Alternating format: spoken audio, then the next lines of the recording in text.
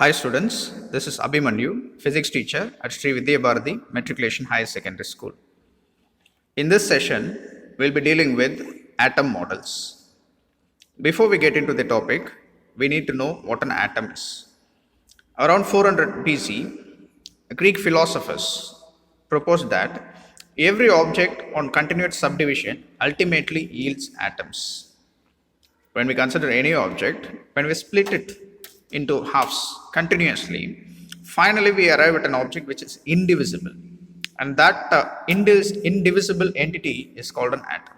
Okay, so every object on continuous subdivision ultimately eats atoms. But the latest concept is you can actually split an atom.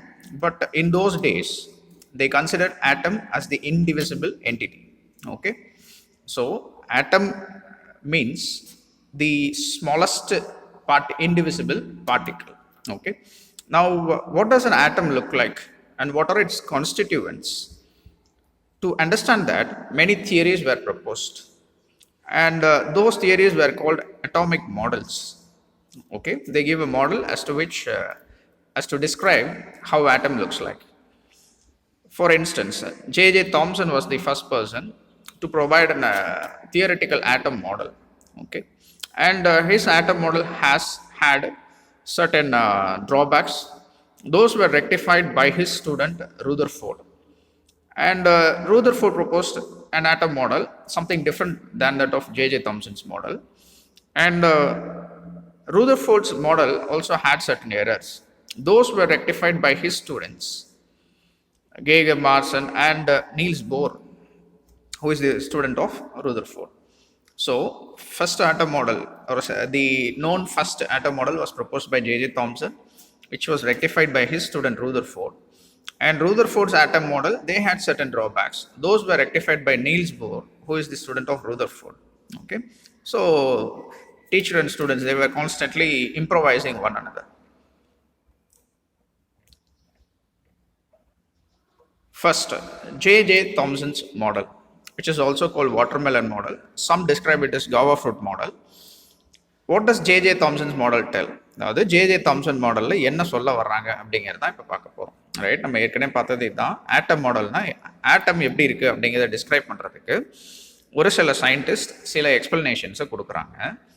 அந்த explanations என்ன, அந்த atom model அவங்க propose பண்ணது என்ன அப்படிங்கிறது தான் பார்க்க போகிறோம். First atom model JJ Thomson's atom model. அதில் என்ன சொல்கிறாங்கன்னா, atoms are visualised as homogeneous spheres which contain uniform distribution of positively charged particles.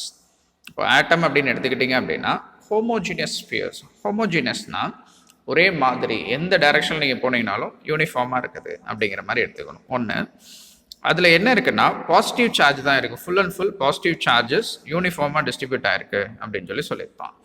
அடுத்து, the negatively charge particles known as electrons are embedded in it like seeds in watermelon. பாருங்க, JJ Thomson model சொன்ன model இதுதான். எல்லாமே positive charge தான். Negative particles, negative charges வந்துட்டு அங்கங்கே embed ஆகிருக்கு, பொதிஞ்சு இருக்குது அப்படின்னு சொல்கிறோம்.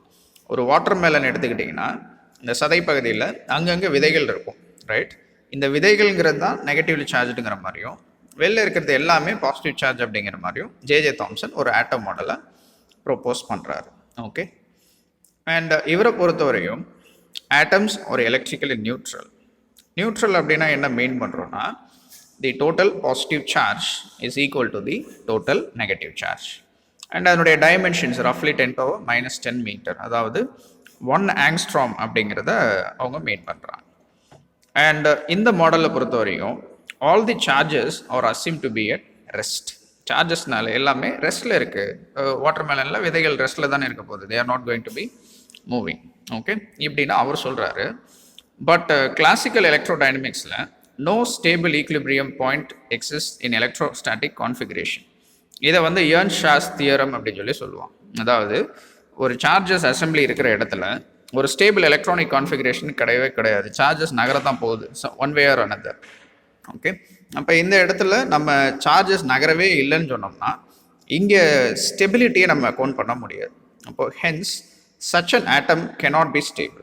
இவர் சொன்ன மாதிரி ஒரு ஆட்டம், அதாவது எல்லாமே பாசிட்டிவ், அதில் அங்கங்கே நெகட்டிவ் சார்ஜஸ் இருக்குது, அசையாமல் இருக்குது அப்படின்னு சொல்கிறோன்னா தட் இஸ் நாட் பாசிபிள். அந்த மாதிரி ஒரு அட்டாமிக் மாடல் ஸ்டேபிளாக இருக்காது அப்படிங்கிறது இந்த ஜேஜே தாம்சன்ஸ் ஆட்டம் மாடலுடைய ட்ராபேக். அது மட்டும் இல்லை, it fails to explain the origin of spectral lines observed in the spectrum of hydrogen atom.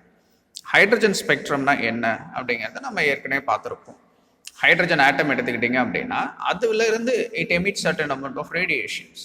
Okay, அதை தான் நம்ம ஹைட்ரஜன் ஸ்பெக்ட்ரம் அப்படின்னு சொல்லி சொல்கிறோம்.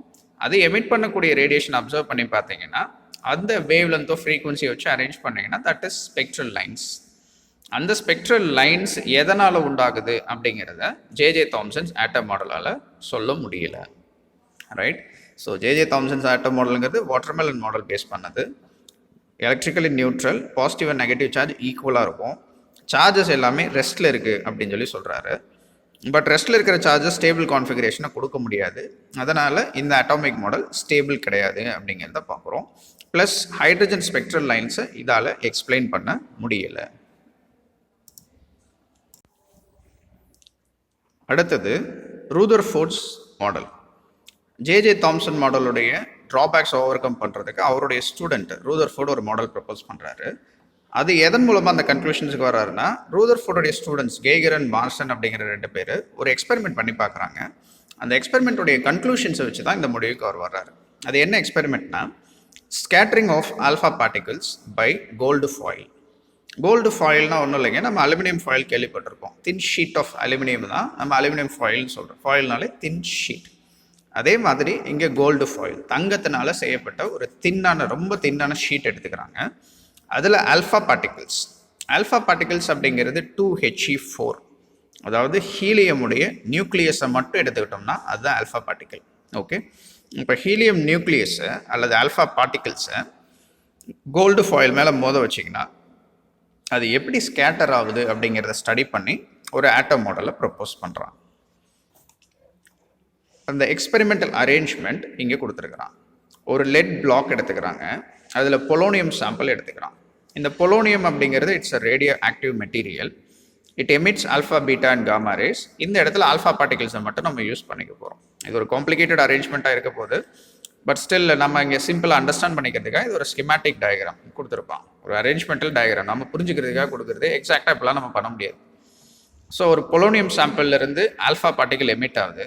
இந்த லெட் பிளாக் எதுக்காக யூஸ் பண்ணுறோம் அப்படின்னா, மற்ற டைரக்ஷனில் இந்த ரேடியேஷன் போகிறத அதை அவாய்ட் பண்ணிடும். ஏன்னா ரேடியோ ஆக்டிவ் ரேடியேஷன்ஸ் எப்போவுமே டேஞ்சரஸ், நம்ம கையிலலாம் ஹேண்டில் பண்ணவே முடியாது. ஓகே, ஸோ இது எல்லாத்தையும் பிளாக் பண்ணது. இந்த ஒரு ஹோல் மூலமாக இந்த டைரக்ஷனில் மட்டும் ஆல்ஃபா பார்ட்டிகல்ஸ் வருது. மறுபடியும் ஒரு லெட் ஸ்க்ரீனை வச்சு ஒரு சின்ன ஸ்லிட்டை ஏற்படுத்தி ஒரு ஃபைன் பீம் ஆஃப் ஆல்ஃபா பார்ட்டிகல்ஸை நம்ம கிரியேட் பண்ணுறோம். நான் முன்னமே சொல்லியிருக்கிறேன், ஆல்ஃபா பார்ட்டிகல் அப்படிங்கிறது ஹீலியம் நியூக்ளியஸ். நியூக்ளியஸுக்கு உள்ள பாசிட்டிவ் சார்ஜஸ் மட்டும்தான் இருக்க போகுது. ஓகே, ஸோ ஆல்ஃபா பார்ட்டிகலுங்கிறதும் ஒரு positive charge. It has 2 units of positive charge. இது நமக்கு தெரிஞ்சிருக்கணும்.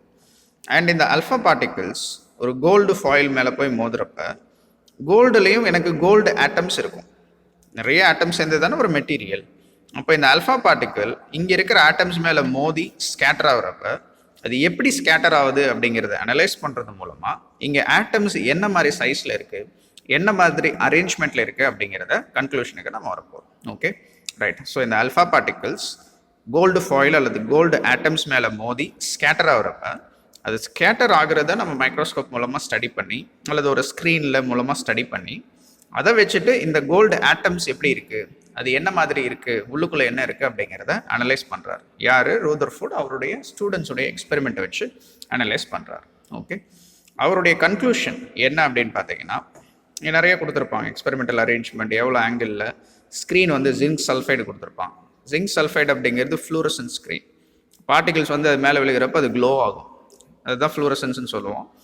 அந்த க்ளோ ஆகிறத வச்சுட்டு இந்த இடத்துல ஒரு பார்ட்டிகல் இருந்திருக்கு, இந்த இடத்துல ஒரு பார்ட்டிகல் வந்திருக்குங்கிறத நம்ம அனலைஸ் பண்ணலாம். இதெல்லாம் கொடுத்துருப்பாங்க, இதை ரீட் பண்ணிப்பாரு. இப்போ இந்த எக்ஸ்பெரிமெண்ட்டில் என்ன நடக்குதுன்னா, whenever alpha particles strike the screen, a flash of light is observed which can be seen through a microscope. அப்போ இங்கே பட்டு ஸ்கேட்டர் ஆகி ஒரு ஆல்ஃபா பார்ட்டிகல் ஸ்க்ரீனில் படுறப்ப, ஒரு பார்ட்டிகல் வந்து மோதுறப்ப எனக்கு ஒரு ஃப்ளாஷ் ஆஃப் லைட் உண்டாகுது, அதுதான் ஃப்ளூரசன்ஸ். அதை அனலைஸ் பண்ணுறதை வச்சு இங்கே இவ்வளோ பார்ட்டிகல்ஸ் வருது அப்படிங்கிறத நாம் தெரிஞ்சுக்கலாம். இப்போ இந்த ஸ்கேட்டரிங் மூலமாக அவர் என்னதான் சொல்ல வர்றாரு, என்ன கன்க்ளூஷனுக்கு வர்றாரு அப்படிங்கிறது தான் நம்ம அடுத்து பார்க்க போகிறோம். First, most of the alpha particles were undeflected through the gold foil and went straight. நிறைய ஆல்ஃபா பார்ட்டிகல்ஸ் ஸ்கேட்டரே ஆகலை, ஸ்ட்ரைட்டாக பெனிட்ரேட் ஆகி போயிடுச்சு. அப்போ என்ன அர்த்தம்னா, இப்போ இந்த இடத்துல ஒரு கோல்டு ஆட்டம் இருக்கிறதா நம்ம அசியூம் பண்ணிக்கலாம். அந்த ஒரு ஆட்டம் கூட ஒரு ஆல்ஃபா பார்ட்டிகளோ இல்லை நிறைய ஆல்ஃபா பார்ட்டிகல்ஸ் இன்ட்ராக்ட் பண்ணுதுன்னா அந்த ஆட்டம் வழியாக நிறைய ஆல்ஃபா பார்ட்டிகல்ஸ் பாஸ் ஆகி போயிடுச்சு. அப்போ என்ன அர்த்தம் அப்படின்னா, இந்த இடத்துல பாருங்கள், ஒரு ஆட்டம் மாதிரி கொடுத்துருப்பாங்க, இங்கே மைனஸ் சார்ஜஸ் ப்ளஸ் சார்ஜஸ் இருக்கிறத நம்ம பழைய மாடல் படி எடுத்துக்கிட்டோம்னா எல்லாம் பெனிட்ரேட் ஆகி போயிருக்கும். பட் இவருக்கு கண்டுபிடிச்சதை வச்சு பார்க்குறப்ப அப்சர்வ்டில் இப்படி இருக்குது. இதில் நிறைய ஆல்ஃபா பார்ட்டிகல்ஸ் பாஸ் ஆகி போயிடுச்சு. இந்த ஸ்ட்ரெயிட் லைன்ஸ் எல்லாமே என்ன இண்டிகேட் பண்ணதுன்னா ஆல்ஃபா பார்ட்டிகல்ஸ் பாஸ் ஆகி போயிடுச்சு. அப்போ என்ன அர்த்தம், இது ஒரு ஆட்டம்னா ஆல்ஃபா பார்ட்டிகல்ங்கிறது பாசிட்டிவ், இங்கே அதை டிஃப்ளெக்ட் பண்ணுறதுக்கு எதுவுமே இல்லை, சென்டரில் மட்டும்தான் அதை டிஃப்ளெக்ட் பண்ணுறதுக்கு ஏதோ ஒன்று இருக்குது. இப்போ மீதி எல்லாம் எம்டி ஸ்பேஸாக இருக்கிறதுனால ஈஸியாக பெனிட்ரேட் ஆகி போயிடுச்சு.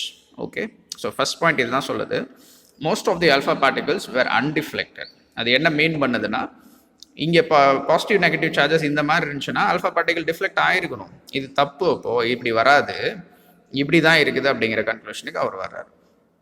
Some of the alpha particles were deflected through small angle. இந்த டயக்ராமில் பாருங்கள், ரூதர்ஃபோர்ட் இதுதான் சொல்ல வர்றாரு. ஒரு ஆட்டம் அப்படின்னா தாம்சன் சொன்ன மாதிரி பாசிட்டிவ் சார்ஜ் எல்லா பக்கமும், நெகட்டிவ் அங்கங்கே அப்படி கிடையாது. ஒரு ஆட்டம்னு எடுத்துக்கிட்டிங்க அப்படின்னா சென்டரில் மட்டும்தான் பாசிட்டிவ் சார்ஜ் இருக்குது, வெளியில் எலக்ட்ரான்ஸ் இருக்கும் அப்படின்னு சொல்லியிருப்பார். அது தனி, அப்புறமா நம்ம பார்ப்போம். பாசிட்டிவ் சார்ஜ் மொத்தமும் சென்டரில் மட்டும்தான் இருக்குது, இது எல்லாம் எம்டி ஸ்பேஸாக தான் இருக்கும். அந்த எம்டி ஸ்பேஸில் எலக்ட்ரான்ஸ் இருக்கும் அப்படிங்கிறதா ரூதர்ஃபோர்ட் சொல்ல வர்றார் ஆக்சுவலாக. ஓகே, ஸோ இவருடைய எக்ஸ்பெரிமெண்ட் மூலமாக தான் இந்த கன்க்ளூஷனுக்கு வர்றாரு. ஸோ நிறைய லைன்ஸ் போயிடுது. அப்போ இங்கே வர்ற ஆல்ஃபா பார்ட்டிகல் பாசிட்டிவ், இங்கே பாசிட்டிவ் கிடையாது, அதனால போயிடுது. சென்டரில் மட்டும் பாசிட்டிவ் இருக்குது. இப்போ இந்த இடத்துல வர்றது லைட்டாக விலகி இப்படி போகும், ஹெட் ஆனாக வர்றது ஸ்ட்ரைட்டாக வந்து அது மேலே போகிறது அப்படியே ரிஃப்ளெக்ட் ஆகி பின்னாடி போயிடும், டிஃப்ளெக்ட் ஆகி. ஓகே, ஸோ ஃபர்ஸ்ட் பாயிண்ட் நம்ம சொன்னது பாஸ் ஆகி போயிடும். Second point small angle deflect ஆகுது. உதாரணத்துக்கு இதை எடுத்துக்கோங்க, ஸ்மால் ஆங்கிள் டிஃப்ளெக்ஷன், லைட்டாக டிஃப்ளெக்ட் ஆகுது, ஏன்னா பாசிட்டிவ் தே கெட் ரிப்பல்டு. அடுத்து a few alpha particles were deflected through the angle more than 90 degree. இன்னும் சிலர் கொஞ்சம் நெருங்கி வர்றது என்ன ஆகும்னா நல்லா ரிஃப்ளெக்ட் ஆகும். அப்போ மோர் தென் 90 டிகிரியில் என்ன ஆகுது, எனக்கு ரிஃப்ளெக்ஷன்ஸ் ஏற்படுது அப்படிங்கிறதையும் கண்டுபிடிக்கிறோம். And very few alpha particles return back, that is deflected back by 180 degree. ஒரு சில ஆல்ஃபா பார்ட்டிகல்ஸ் மட்டும்தான் 180 டிகிரியில் ரிஃப்ளெக்ட் ஆகுது.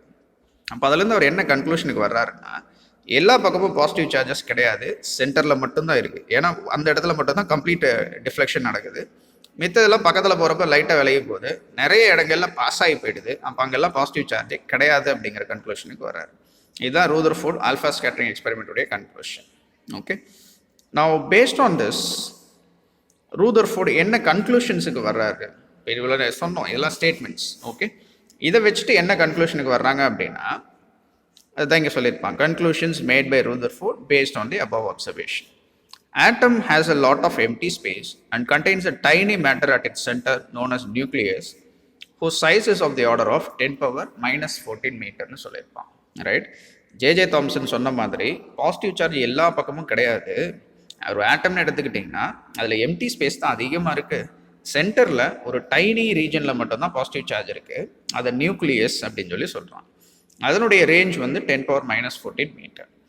இந்த நியூக்ளியஸ் அப்படிங்கிறது it is positively charged and most of the mass of the atom is concentrated in the nucleus.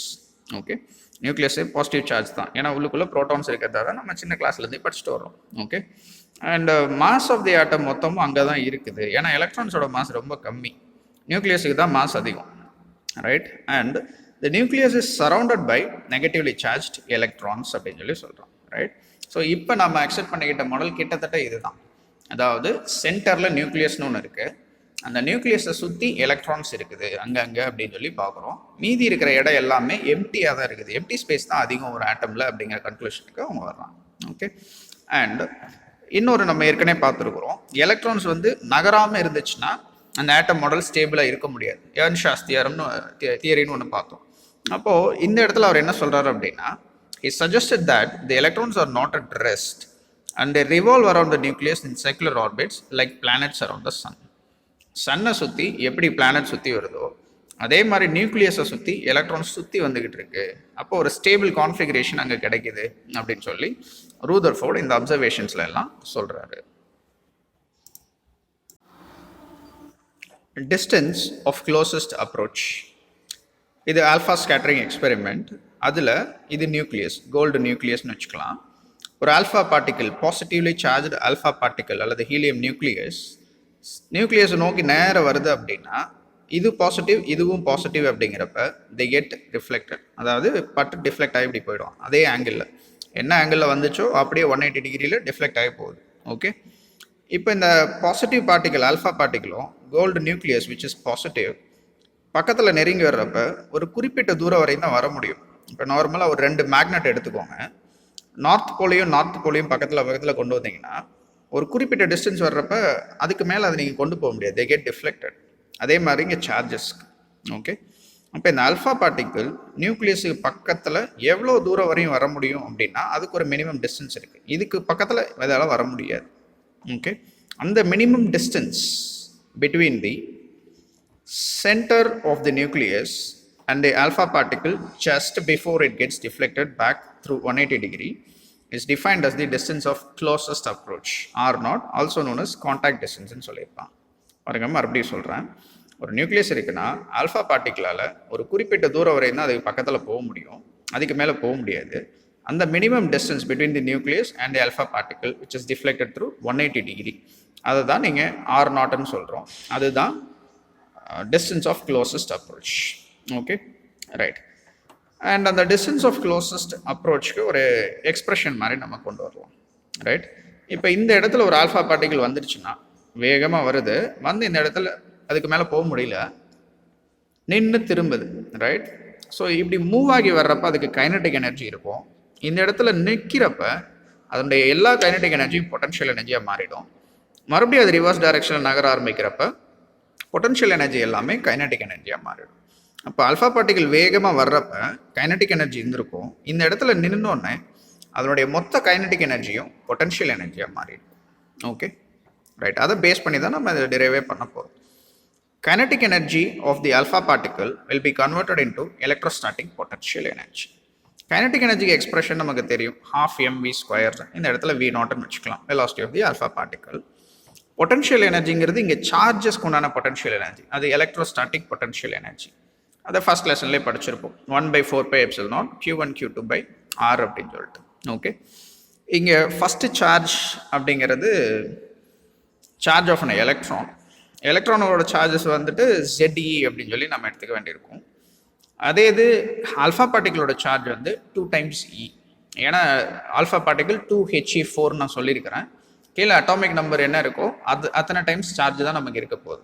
Okay, so 2E charge of the alpha பார்ட்டிகலாக இருக்கும். ZEங்கிறது சார்ஜ் ஆஃப் தி நியூக்ளியஸாக இருக்கும். ஏன்னா நியூக்ளியஸ்குள்ளே எத்தனை ப்ரோட்டான் இருக்கோ ஒரு ப்ரோட்டானோட சார்ஜ் ஒரு எலக்ட்ரானோட சார்ஜுக்கு ஈக்குவல். அதனால தான் ரெண்டுக்குமே E அப்படின்னு சொல்லி நம்ம எடுத்துக்கிறோம். ரைட், ஸோ 2Eங்கிறது ஆல்ஃபா பார்ட்டிகளோட சார்ஜ், ZEங்கிறது நியூக்ளியஸில் இருக்கிற ப்ரோட்டானுடைய சார்ஜஸ். ஓகே, அது எப்படி டிஃப்ளெக்ட் ஆகுதுன்னு நம்ம பார்க்குறோம். அங்கே இருக்கிற பொட்டன்ஷியல் எனர்ஜி Q1 Q2/4πε0R. இந்த ஆறுங்கிறது தான் மினிமம் டிஸ்டன்ஸ், அதனால அது R0 அப்படின்னு சொல்லி நம்ம வச்சுக்கிறோம். இப்போ R0 இஸ் ஈக்குவல் டு என்னவா இருக்கும் அப்படின்னா 1/4πε0. இதை ரீஅரேஞ்ச் பண்ணுறோம், 2ZE² இந்த டேர்ம் அப்படியே இங்கே கீழே கொண்டு வந்துடுறோம். கொண்டு வந்த டேர்மை நம்ம இந்த 12mv²ங்கிறத கைனடிக் எனர்ஜி EKன்னு வச்சுக்கிட்டோம்னா இப்படி ஒரு எக்ஸ்பிரஷன் நமக்கு கிடைக்கிது. இப்போ இதுலேருந்து நம்ம என்ன தெரிஞ்சுக்கிறோம் அப்படின்னா இந்த ஈக்குவேஷன் வச்சு it is use to estimate the size of the nucleus, but size of the nucleus is always lesser than the distance of closest approach. நியூக்ளியஸோட சைஸு டிஸ்டன்ஸ் ஆஃப் க்ளோசஸ்ட் அப்ரோச்சை விட கம்மியாக தான் இருக்க போகுது. Okay, right. அண்ட் இதனுடைய range approximately எப்படி இருக்கும் அப்படின்னா it ranges from 10⁻⁻14 metre to 10⁻⁻15 metre அப்படிங்கிற கன்க்ளூஷனுக்கு வரும். Right, so distance of closest அப்ரோச்னா என்ன அப்படிங்கிறத இங்கே பார்த்து முடிச்சிருக்கிறோம். அடுத்ததாக இம்பேக்ட் பேராமீட்டர்னா என்ன அப்படிங்கிறத பார்க்க போகிறோம். இப்போ இது ஒரு நியூக்ளியஸ், கோல்டு நியூக்ளியஸ்னு எடுத்துக்கலாம். அந்த கோல்டு ஃபாயில் இருக்கக்கூடிய ஒரு ஆட்டமில் இருக்கக்கூடிய ஒரு நியூக்ளியஸ். ஒரு ஆல்ஃபா பார்ட்டிகல் இப்படி வருது அப்படின்னா இந்த nucleus positive, alpha particle positive, இது இப்படியே டிஃப்ளெக்ட் ஆகி இப்படி போயிடுது அப்படின்னு சொல்லி வச்சுக்கலாம். இப்போ இந்த அரேஞ்ச்மெண்ட்டுக்கு இம்பேக்ட் பராமீட்டர் என்ன அப்படின்னு பார்த்தோம்னா, it is defined as the perpendicular distance between the center of the gold nucleus and the direction of velocity vector of alpha particle when it is at a large distance. alpha particle ஒரு large distanceல இருக்கு அப்படின்னா இந்த நியூக்ளியஸுக்கும் alpha particle இப்படி வருதுல்ல, இதனுடைய velocity இந்த டைரக்ஷனில் தான் இருக்கும். ஆல்ஃபா பார்ட்டிகளுடைய வெலாசிட்டியோட டைரக்ஷனுக்கும் நியூக்ளியஸோட சென்டருக்கும் நடுவில் இருக்கக்கூடிய பர்பண்டிகுலர் டிஸ்டன்ஸை தான் இம்பேக்ட் பராமீட்டர்னு சொல்கிறோம். ஓகே, இந்த பி வேல்யூ எப்படி இருக்குது அப்படிங்கிறத வச்சு தான் எவ்வளவு ஆங்கிள் அது டிஃப்ளெக்ட் ஆகுது அப்படிங்கிறத நம்ம சொல்ல போகிறோம். உதாரணத்துக்கு இந்த ஆல்ஃபா பார்ட்டிகல் ரொம்ப பக்கமாக வருதுன்னு வச்சுக்கலாம், இப்படி வருது, பி ரொம்ப கம்மியாக இருக்கும். இந்த மாதிரி இடத்துல நல்லா டிஃப்ளெக்ட் ஆகும், ஏன்னா ப்ளஸ்ஸும் ரொம்ப பக்கமாக இருக்குது, அப்போ டிஃப்ளெக்ஷன் ஹெவியாக இருக்கும். ரொம்ப தூரத்தில் இப்படி போயிட்டு இருக்குன்னு வச்சுக்கலாம். இப்போ இந்த இடத்துல இம்பேக்ட் பராமீட்டர் டிஸ்டன்ஸ் ரொம்ப அதிகமாக இருக்கிறதுனால இது லைட்டாக தான் டிஃப்ளெக்ட் ஆகும், ரைட்? அப்போ இதுலேருந்து நம்ம என்ன கன்க்ளூஷனுக்கு வரலான்னா, இம்பேக்ட் பராமீட்டரும் டிஃப்ளெக்ஷனும் தலைகளாக இருக்கும்.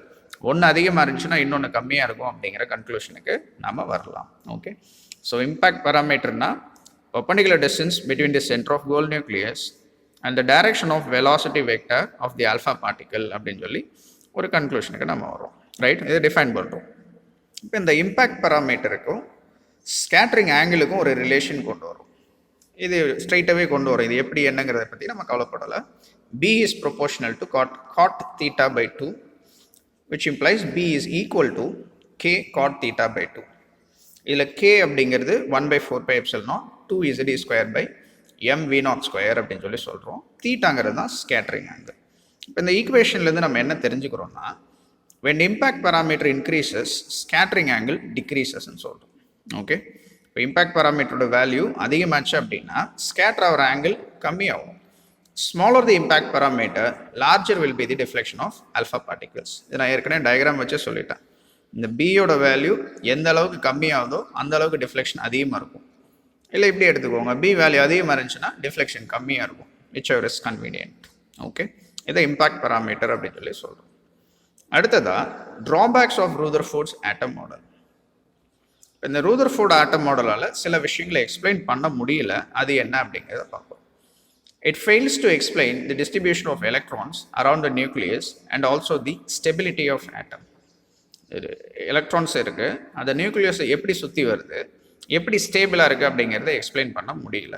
ஏன் அப்படின்னா, கிளாசிக்கல் எலக்ட்ரோடைனமிக்ஸ் படி பார்த்தீங்கன்னா ஒரு சார்ஜ் மூவ் ஆகுதுன்னா இட் கெட்ஸ் ஆக்சலரேட்டட் சார்ஜ் வந்துட்டு it should emit electromagnetic radiations. நம்ம அப்படி தான் படிச்சிருப்போம். எலக்ட்ரோமேக்னெட்டிக் ரேடியேஷன்ஸுக்கு சோர்ஸே ஆக்சலரேட்டட் சார்ஜஸ் தான். அப்போ மூவ் ஆகிற சார்ஜுனா அது ரேடியேஷனை எமிட் பண்ணுச்சுன்னா அதனுடைய எனர்ஜி குறைஞ்சு, இப்போ இதுதான் எலக்ட்ரான் இப்படி சுற்றி வருதுன்னு வச்சுக்கோமே, அதனுடைய எனர்ஜி குறைஞ்சிச்சு அப்படின்னா அதனுடைய சர்க்குலர் பாத்தோட ரேடியஸ் குறைஞ்சு நியூக்ளியஸ்குள்ளேயே போய் விழுந்துடும். நியூக்ளியஸ்குள்ளே போய் விழுந்துருச்சு அப்படின்னா அப்போ அது ஒரு ஆட்டமாக இருக்காது. எனக்கு ப்ளஸ் மைனஸ் சார்ஜ் பிரிஞ்சிருந்தா தான் அது ஆட்டம். ரெண்டு சேர்ந்து ஒன்றா ஆயிடுச்சு அப்படின்னா அது ஸ்டேபிளாக இல்லை அப்படிங்கிறது தான் மீன் பண்ணுறோம், ரைட்? அப்போ அந்த மாதிரி ஒரு ஆட்டம் எக்ஸிஸ்ட் ஆகவே முடியாது. ஓகே, அதுதான் இங்கே சொல்லியிருப்பான். Due to emission of radiations, the charge loses its energy. அப்புறம் it can no longer sustain circular motion. அந்த சர்க்குலர் பாத்தில் அதால் போக முடியாது. அப்போ ரேடியஸ் ஆஃப் த ஆர்பிட் கொஞ்சமாக குறைஞ்சு ஸ்பைரல் மோஷனுக்குள்ளே போயிடும். ஸ்பைரல் மோஷன்னா இதுதான். Okay, finally the electron should fall into the nucleus and the atoms should டிஸ்இன்டெகிரேட்னு சொல்கிறோம். எலக்ட்ரான் போயிட்டு நியூக்ளியஸ்குள்ளே விழுந்துருச்சு அப்படின்னா அந்த ஆட்டம் டிஸ்இன்டெகிரேட் ஆகிடும், செதஞ்சு போயிடும். அந்த மாதிரி பாசிபிள் கிடையாது. அப்போ எப்படி எலக்ட்ரான்ஸ் சுற்றி வருது அப்படிங்கிறத ரூதர்ஃபோர்ட் ஆட்டம் மாடல் எக்ஸ்பிளைன் பண்ணலை. ஒன்று. ரெண்டாவது, emission of radiation must be continuous and must give continuous emission spectrum. But experimentally we observe only line emission spectrum for atoms. நார்மலாக பார்த்தீங்கன்னா எமிஷன் ஆஃப் ரேடியேஷன், பொதுவாக ஒரு ஆட்டம் இருக்குது, அது ரேடியேஷன் எமிட் பண்ணுதுன்னா இவர் சொன்னது படி பார்த்தீங்கன்னா கண்டினியூஸ் ஸ்பெக்ட்ரம் நமக்கு கிடைக்கும், கண்டினியூஸ் எமிஷன் ஸ்பெக்ட்ரம் கிடைக்கணும். பட் எக்ஸ்பெரிமெண்டலாக ப்ராக்டிக்கலாக நம்ம அப்சர்வ் பண்ணி பார்த்தோம்னா ஆட்டம்ஸ்லேருந்து வரக்கூடியது எல்லாமே லைன் எமிஷன் ஸ்பெக்ட்ரமாக தான் இருக்குது. லைன் எமிஷன்னா என்ன, கண்டினியூஸ்னா என்னங்கிறத நம்ம ஏற்கனவே பார்த்துருக்குறோம். ஓகே, அதுபடி பார்த்தீங்கன்னா கண்டினியூஸ்னால் எல்லா ரேடியேஷனும் இருக்கும். ஏன்னா இப்போ இப்படி சுற்றி வருது அப்படின்னா இப்படியே சுற்றி போய் உள்ள விழுகுதுன்னா அப்போ என்னோட எனர்ஜி மாறிக்கிட்டே இருக்குது. இப்போ எல்லா ரேடியேஷன்ஸும் அதை எமிட் பண்ணணும், எல்லா வேவ் லென்த் அண்ட் ஃப்ரீக்வன்சிஸும் எமிட் பண்ணணும். பட் நீங்கள் ப்ராக்டிக்கலாக அப்சர்வ் பண்ணி பார்த்தீங்கன்னா குறிப்பிட்ட லைன் ரேடியேஷன்ஸ் அல்லது குறிப்பிட்ட வேவ் லென்ஸை மட்டும்தான் ஒரு ஆட்டம் எமிட் பண்ணுது. இதை ரூதர்ஃபோர்ட் ஆட்டம் மாடலால் எக்ஸ்பிளைன் பண்ண முடியல. போர் ஆட்டம் மாடல். ரூதர்ஃபோர்ட் ஆட்டம் மாடலுடைய ட்ராபேக்ஸை எக்ஸ்பிளைன் பண்ணுறதுக்கு தான் போர் ஆட்டம் மாடல் சொல்கிறோம். நீல்ஸ் போர் அப்படிங்கிறவர் என்ன பண்ணுறாருனா ரூதர்ஃபோர்ட் ஆட்டம் மாடலே ஸ்லைட்டாக மாடிஃபை பண்ணிக்கிறார். ரைட், அவர் இதை அக்ரி பண்ணுறாரு. சென்டரில் நியூக்ளியஸ் இருக்குது, நியூக்ளியஸை சுற்றி எலக்ட்ரான்ஸ் வருது அப்படிங்கிறத ஏற்றுக்கிறாரு. பட் இந்த எலக்ட்ரான்ஸ் எப்படி சுற்றி வர்றது அப்படிங்கிறத எக்ஸ்பிளைன் பண்ணுறது தான் Bohr's atom model. Bohr's atom model பர்டிகுலராக ஹைட்ரஜன் ஆட்டம் தான் ரொம்ப ஸ்பெசிஃபிக்காக டிஸ்கிரைப் பண்ணியிருப்பாங்க. இன்னும் சொல்லணும்னா இது ஹைட்ரஜன் ஆட்டம் மட்டும்தான் கரெக்டாக பொருந்தி போகும். மற்ற ஹையர் காம்ப்ளெக்ஸ் ஆட்டம்ஸ் போயிட்டீங்க அப்படின்னா இதை எக்ஸாக்டாக கொண்டு போய் அப்ளை பண்ண முடியாது. அது ஏன் என்னங்கிறதுலாம் நம்ம ஆக்சுவலி இது நம்ம புக்கோட ஸ்கோப்லேயே கிடையாது. ஸோ நம்ம போர்ஸ் ஆட்டம் மாடலோடு நிறுத்திக்குவோம், அதுக்கு மேலே நம்ம டெப்த்தாக போக போகிறது கிடையாது. Right, so Bohr's atom model என்ன சொல்லுதுன்னா சென்ட்ரலில் நியூக்ளியஸ் இருக்குது, வெளில எலக்ட்ரான்ஸ் இருக்குது. ரைட், அந்த எலக்ட்ரான்ஸ் எப்படி என்ன மாதிரி பாதையில் சுற்றி வருது, அதுக்கு என்னெல்லாம் கண்டிஷன்ஸ் அப்படிங்கிறத எக்ஸ்பிளைன் பண்ணியிருப்பான். அதை தான் நம்ம postulates of Bohr's atom model அப்படின்னு சொல்லி பார்க்க போகிறோம். பாஸ்டுலேட்ஸ்னால் என்ன அப்படின்னா அவர் சொல்கிறாரு சில விஷயங்கள், இது இப்படி தான் இது இப்படி தான் அப்படின்னு சொல்லிட்டு. அதுக்கு ப்ரூஃப் எங்க அப்படின்னா ஒன்றும் கிடையாது. So it's a theory. Okay, அவங்க இப்படி இப்படி இருக்குது, அதனுடைய ஸ்டெபிலிட்டி எக்ஸ்பிளைன் பண்ணுறதுக்காக சில விஷயங்களை சொல்கிறாங்க. அது கரெக்டாக இல்லையா அப்படிங்கிறது நோபடி கேர்ஸ். அப்போது அவங்க சொல்கிற விஷயங்களை வச்சு பார்க்குறப்ப ஓகே ஃபைன், பட் அது எக்ஸாக்ட்லி கரெக்டுன்னு யாருக்குமே தெரியாது. ஸோ பாஸ்டுலேட்ஸ் அவர் என்ன சொல்கிறாரு அப்படின்னு பார்த்தீங்கன்னா போர்ஸ் ஆட்டம் மாடலில் electron in an atom moves around the nucleus in circular orbits under the influence of Coulomb electrostatic force of attraction சொல்கிறார். ஒரு எலக்ட்ரான் இருக்குன்னா சர்க்குலர் பாத்தில் நியூக்ளியஸை சுற்றி வருது. சர்க்குலர் பாத்தில் சுற்றி வரணும் அப்படின்னா ஏதோ ஒரு ஃபோர்ஸ் அதை பிடிச்சி வச்சுருக்கணும்ல. அது என்ன ஃபோர்ஸ்னா எலக்ட்ரோஸ்டாட்டிக் ஃபோர்ஸ்ன்னு சொல்கிறோம். ஏன்னா nucleus positive, electron negative.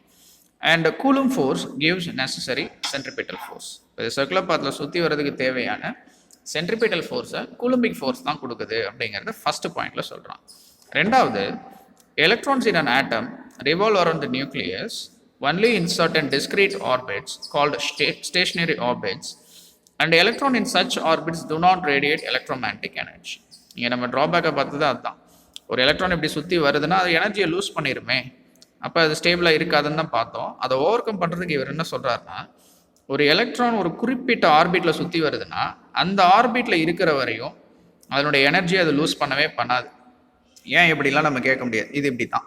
Okay, so இந்த எலக்ட்ரான் இது ஒரு ஆர்பிட், ஒரு சர்க்குலர் பாத்துன்னு எடுத்துக்கிட்டிங்கன்னா அந்த சர்க்குலர் பாத்தில் இருக்கிற வரையும் அது நகர்ந்துக்கிட்டு இருந்தாலுமே அது எனர்ஜியை லூஸ் பண்ணவே பண்ணாது. இது ஒரு அசம்ஷன். ஓகே, அந்த மாதிரி எனர்ஜியை லூஸ் பண்ணாமல் சுற்றி வரக்கூடிய அந்த சர்க்குலர் ஆர்பிட்டை தான் ஸ்டேஷனரி ஆர்பிட் அப்படின்னு சொல்லி சொல்கிறோம்.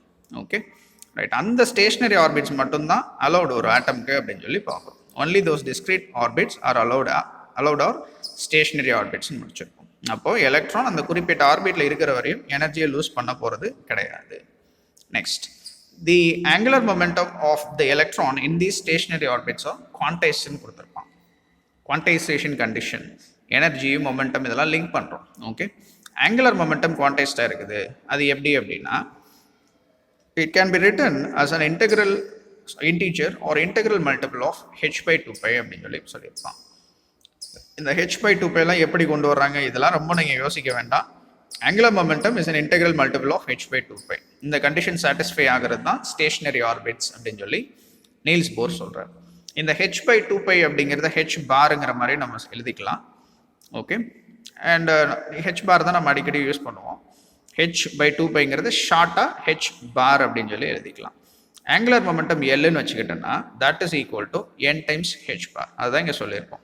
Angular momentum is an integral multiple of h bar, h by 2 pi அப்படின்னு சொல்லிட்டு இதை தான் ஆங்குலர் மொமெண்டம் குவான்டைசேஷன் கண்டிஷன் அப்படின்னு சொல்லி சொல்கிறோம். ஓகே ரைட், அடுத்து குவாண்டம் மெக்கானிக்ஸ் படி பார்த்தீங்க அப்படின்னா particles like electrons have dual நேச்சர்னு சொல்லியிருப்பான். ரைட், டியூவல் நேச்சர்னா என்ன அர்த்தம்? பார்ட்டிகல்ஸாகவும் இருக்கும், அதே நேரத்தில் வேவாகவும் இருக்கும்.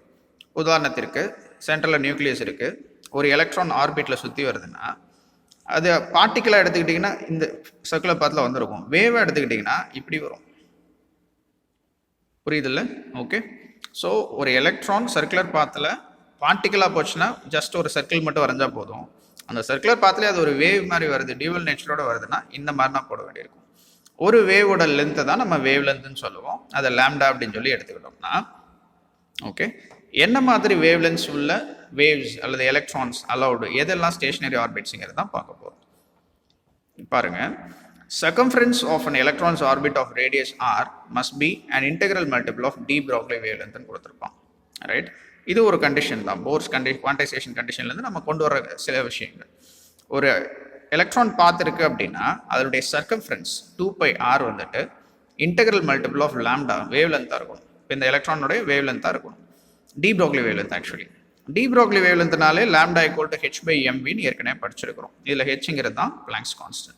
இப்போ 2πr is equal to n times h/mv அப்படின்னு சொல்லி நம்ம எழுதிக்கலாம். Okay, right. இதை ரீஅரேஞ்ச் பண்ணோம்னா இந்த mv இந்த சைடு கொண்டு வந்தீங்கன்னா mvr is equal to nh/2π வந்துருதான். இதுதானே போரும் சொல்லியிருக்கிறாரு. mvrங்கிறது தான் என்னது? Angular momentum. The angular momentum is an integral multiple of h/2π அப்படிங்கிறது தான். ஓகே, இப்போ எலக்ட்ரானை வேவ்னு அட்ரஸ் பண்ணாலும் சரி, பார்ட்டிகல்னு அட்ரஸ் பண்ணாலும் சரி, இந்த condition is always going to be the same. இதுதான் போர்ஸ் தியரியில் நம்ம பார்க்குறோம். Okay, right. And for any particle L is equal to R into mv. இப்போ mvr is equal to L is equal to nh bar or nh/2π. அதுதான் இங்கேயும் பார்க்குறோம். Right. அடுத்து third postulate energy பற்றி பேசுது. Energy of the electron in orbit is not continuous but only discrete. Continuous energy டிஸ்ட்ரிபியூஷனே கிடையாது, இது டிஸ்க்ரீட்டாக இருக்கும்னு சொல்கிறான். இது குவான்டைசேஷன் ஆஃப் எனர்ஜின்னு பார்க்குறோம்.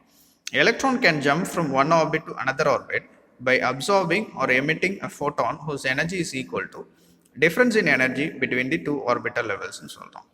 உதாரணத்திற்கு இங்கே பாருங்கள், இப்படி ஒரு பாத் இருக்கு, இன்னொரு எலக்ட்ரான் இப்படி சுற்றி வந்துட்டு இருக்குன்னு வச்சுக்கலாம், அல்லது இன்னொரு பாத் இருக்குது அப்படின்னு சொல்லி வச்சுக்கலாம். ஃபர்ஸ்ட் ஆர்பிட், இது செகண்ட் ஆர்பிட்னு வச்சுக்குவோம்.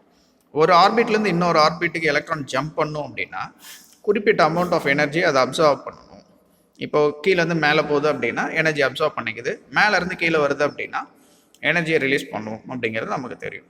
அந்த difference in energy between two orbits, இப்போ இது ஒரு ஆர்பிட், இங்கே ஒரு பெரிய சர்க்கிள் இருக்குன்னு எடுத்துக்கலாம், அது ஒரு ஆர்பிட்னா ஒரு ஆர்பிட்லேருந்து இன்னொரு ஆர்பிட்டுக்கு ஜம்ப் பண்ணுறப்ப ரெண்டுக்கு நடுவில் இருக்கிற டிஃப்ரென்ஸ் இன் எனர்ஜியை தான் இன் டர்ம்ஸ் ஆஃப் ஃபோட்டான்ஸ் அது அப்சார்போ அல்லது எமிட்டோ பண்ணுது அப்படின்னு சொல்லியிருக்கோம். அப்போ அந்த டிஃப்ரென்ஸ் இன் எனர்ஜி என்னவா இருக்கும்னா E ஃபைனல் ஆர்பிட்டோட எனர்ஜி மைனஸ் இனிஷியல் ஆர்பிட்டோட energy, that is equal to h nu. அது ஒரு ஃபோட்டானாக வெளிவரும் அல்லது அப்சார்ப் ஆகும். h nu அப்படிங்கிறப்ப h into c by lambda எழுதிக்கலாம். ரைட். அப்போது the frequency of the radiation emitted is related only to the change in atomic energy levels and it does not depend on the frequency of orbital motion of the electron. இங்கே electron சுற்றி வர்ற ஸ்பீடுக்கும் அது emit பண்ணுற ரேடியேஷனுக்கும் சம்மந்தம் கிடையாது. Instead அந்த energy லெவல்ஸை சம்மந்தப்பட்டது தான் அந்த ஃபோட்டானோடைய அதை எமிட் பண்ணக்கூடிய ரேடியேஷனோட எனர்ஜி அப்படின்னு சொல்லி முடிக்கிறோம். Okay, right. மறுபடியும் அதோட சொல்கிறேன். Postulates of Bohr's atom model. Rutherford மாடலுடைய ட்ராபேக்கை எக்ஸ்பிளைன் பண்ணுறதுக்கு தான் போர்ஸ் ஆட்டம் மாடல் வருது. போர்ஸ் ஆட்டம் மாடல் படி எலக்ட்ரான் ஆட்டமில் சுற்றி வர்றதுக்கு காரணம் கூலும்பிக் எலக்ட்ரோஸ்டாட்டிக் ஃபோர்ஸ், அதுதான் சென்ட்ரிபிட்டல் ஃபோர்ஸை ப்ரொவைட் பண்ணுது. ஒன்று, எலக்ட்ரான்ஸ் வந்துட்டு ஒரு சர்டன் டிஸ்க்ரீட் ஆர்பிட்ஸில் தான் சுற்றி வருது, அதை ஸ்டேஷனரி ஆர்பிட்னு சொல்கிறோம். அந்த ஸ்டேஷனரி ஆர்பிட்டில் இருக்கிற வரையும் எலக்ட்ரான் தன்னுடைய எனர்ஜியை லூஸ் பண்ணாது. அண்ட் ஆங்குலர் மொமெண்டம் குவான்டைசேஷன் படி the angular momentum is equal to n times h/2π or nh bar. இது ஆங்குலர் மொமெண்டம் குவான்டைசேஷன் கண்டிஷன், இது மொமெண்டம் குவான்டைசேஷன். அண்ட் எலக்ட்ரான்ஸுக்கு இப்போ வேவ் நேச்சர் இருக்குது, பார்ட்டிகல் நேச்சர் இருக்குது. இப்போ எதெல்லாம் ஸ்டேஷனரி ஆர்பிட்னு எடுத்துக்கிட்டிங்க அப்படின்னா இந்த condition 2πr is equal to n lambda condition, அதாவது circumference of the orbit n times எலக்ட்ரானோட டி ப்ரோக்லி வேவ்லென்த் இருந்துச்சுன்னா அந்த மாதிரி எந்தெந்த ஆர்பிட்லாம் சாட்டிஸ்ஃபை பண்ணுதோ அதுதான் ஸ்டேஷனரி ஆர்பிட், அதில் மட்டும்தான் எலக்ட்ரான்ஸ் சுற்றி வர முடியும் அப்படின்னு சொல்லி சொல்கிறாங்க. And lambda equal to h/mv, அதை ரீஅரேஞ்ச் பண்ணோம்னா mvr ஈக்குவல் டு nh/2π வந்துடுது. இதுதான் போர்ஸ் குவான்டைசேஷன் கண்டிஷனும் கூட.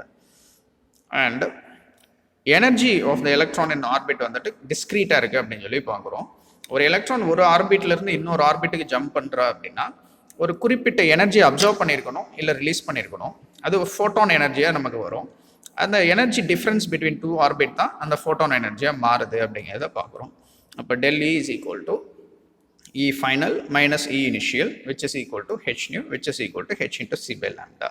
அப்போ இந்த ஃப்ரீக்வன்சி எதை டிபெண்ட் பண்ணியிருக்கு நியூவோட வேல்யூ அப்படின்னு பார்த்தீங்கன்னா ரெண்டு எனர்ஜி லெவல்ஸை தான் டிபெண்ட் பண்ணியிருக்கே தவிர எலக்ட்ரான் சுற்றி வர ஃப்ரீக்வன்சியை அதை டிபெண்ட் பண்ணல அப்படிங்கிறத பார்க்கணும். அதுதான் இந்த டயக்ராமில் கொடுத்துருப்பான்.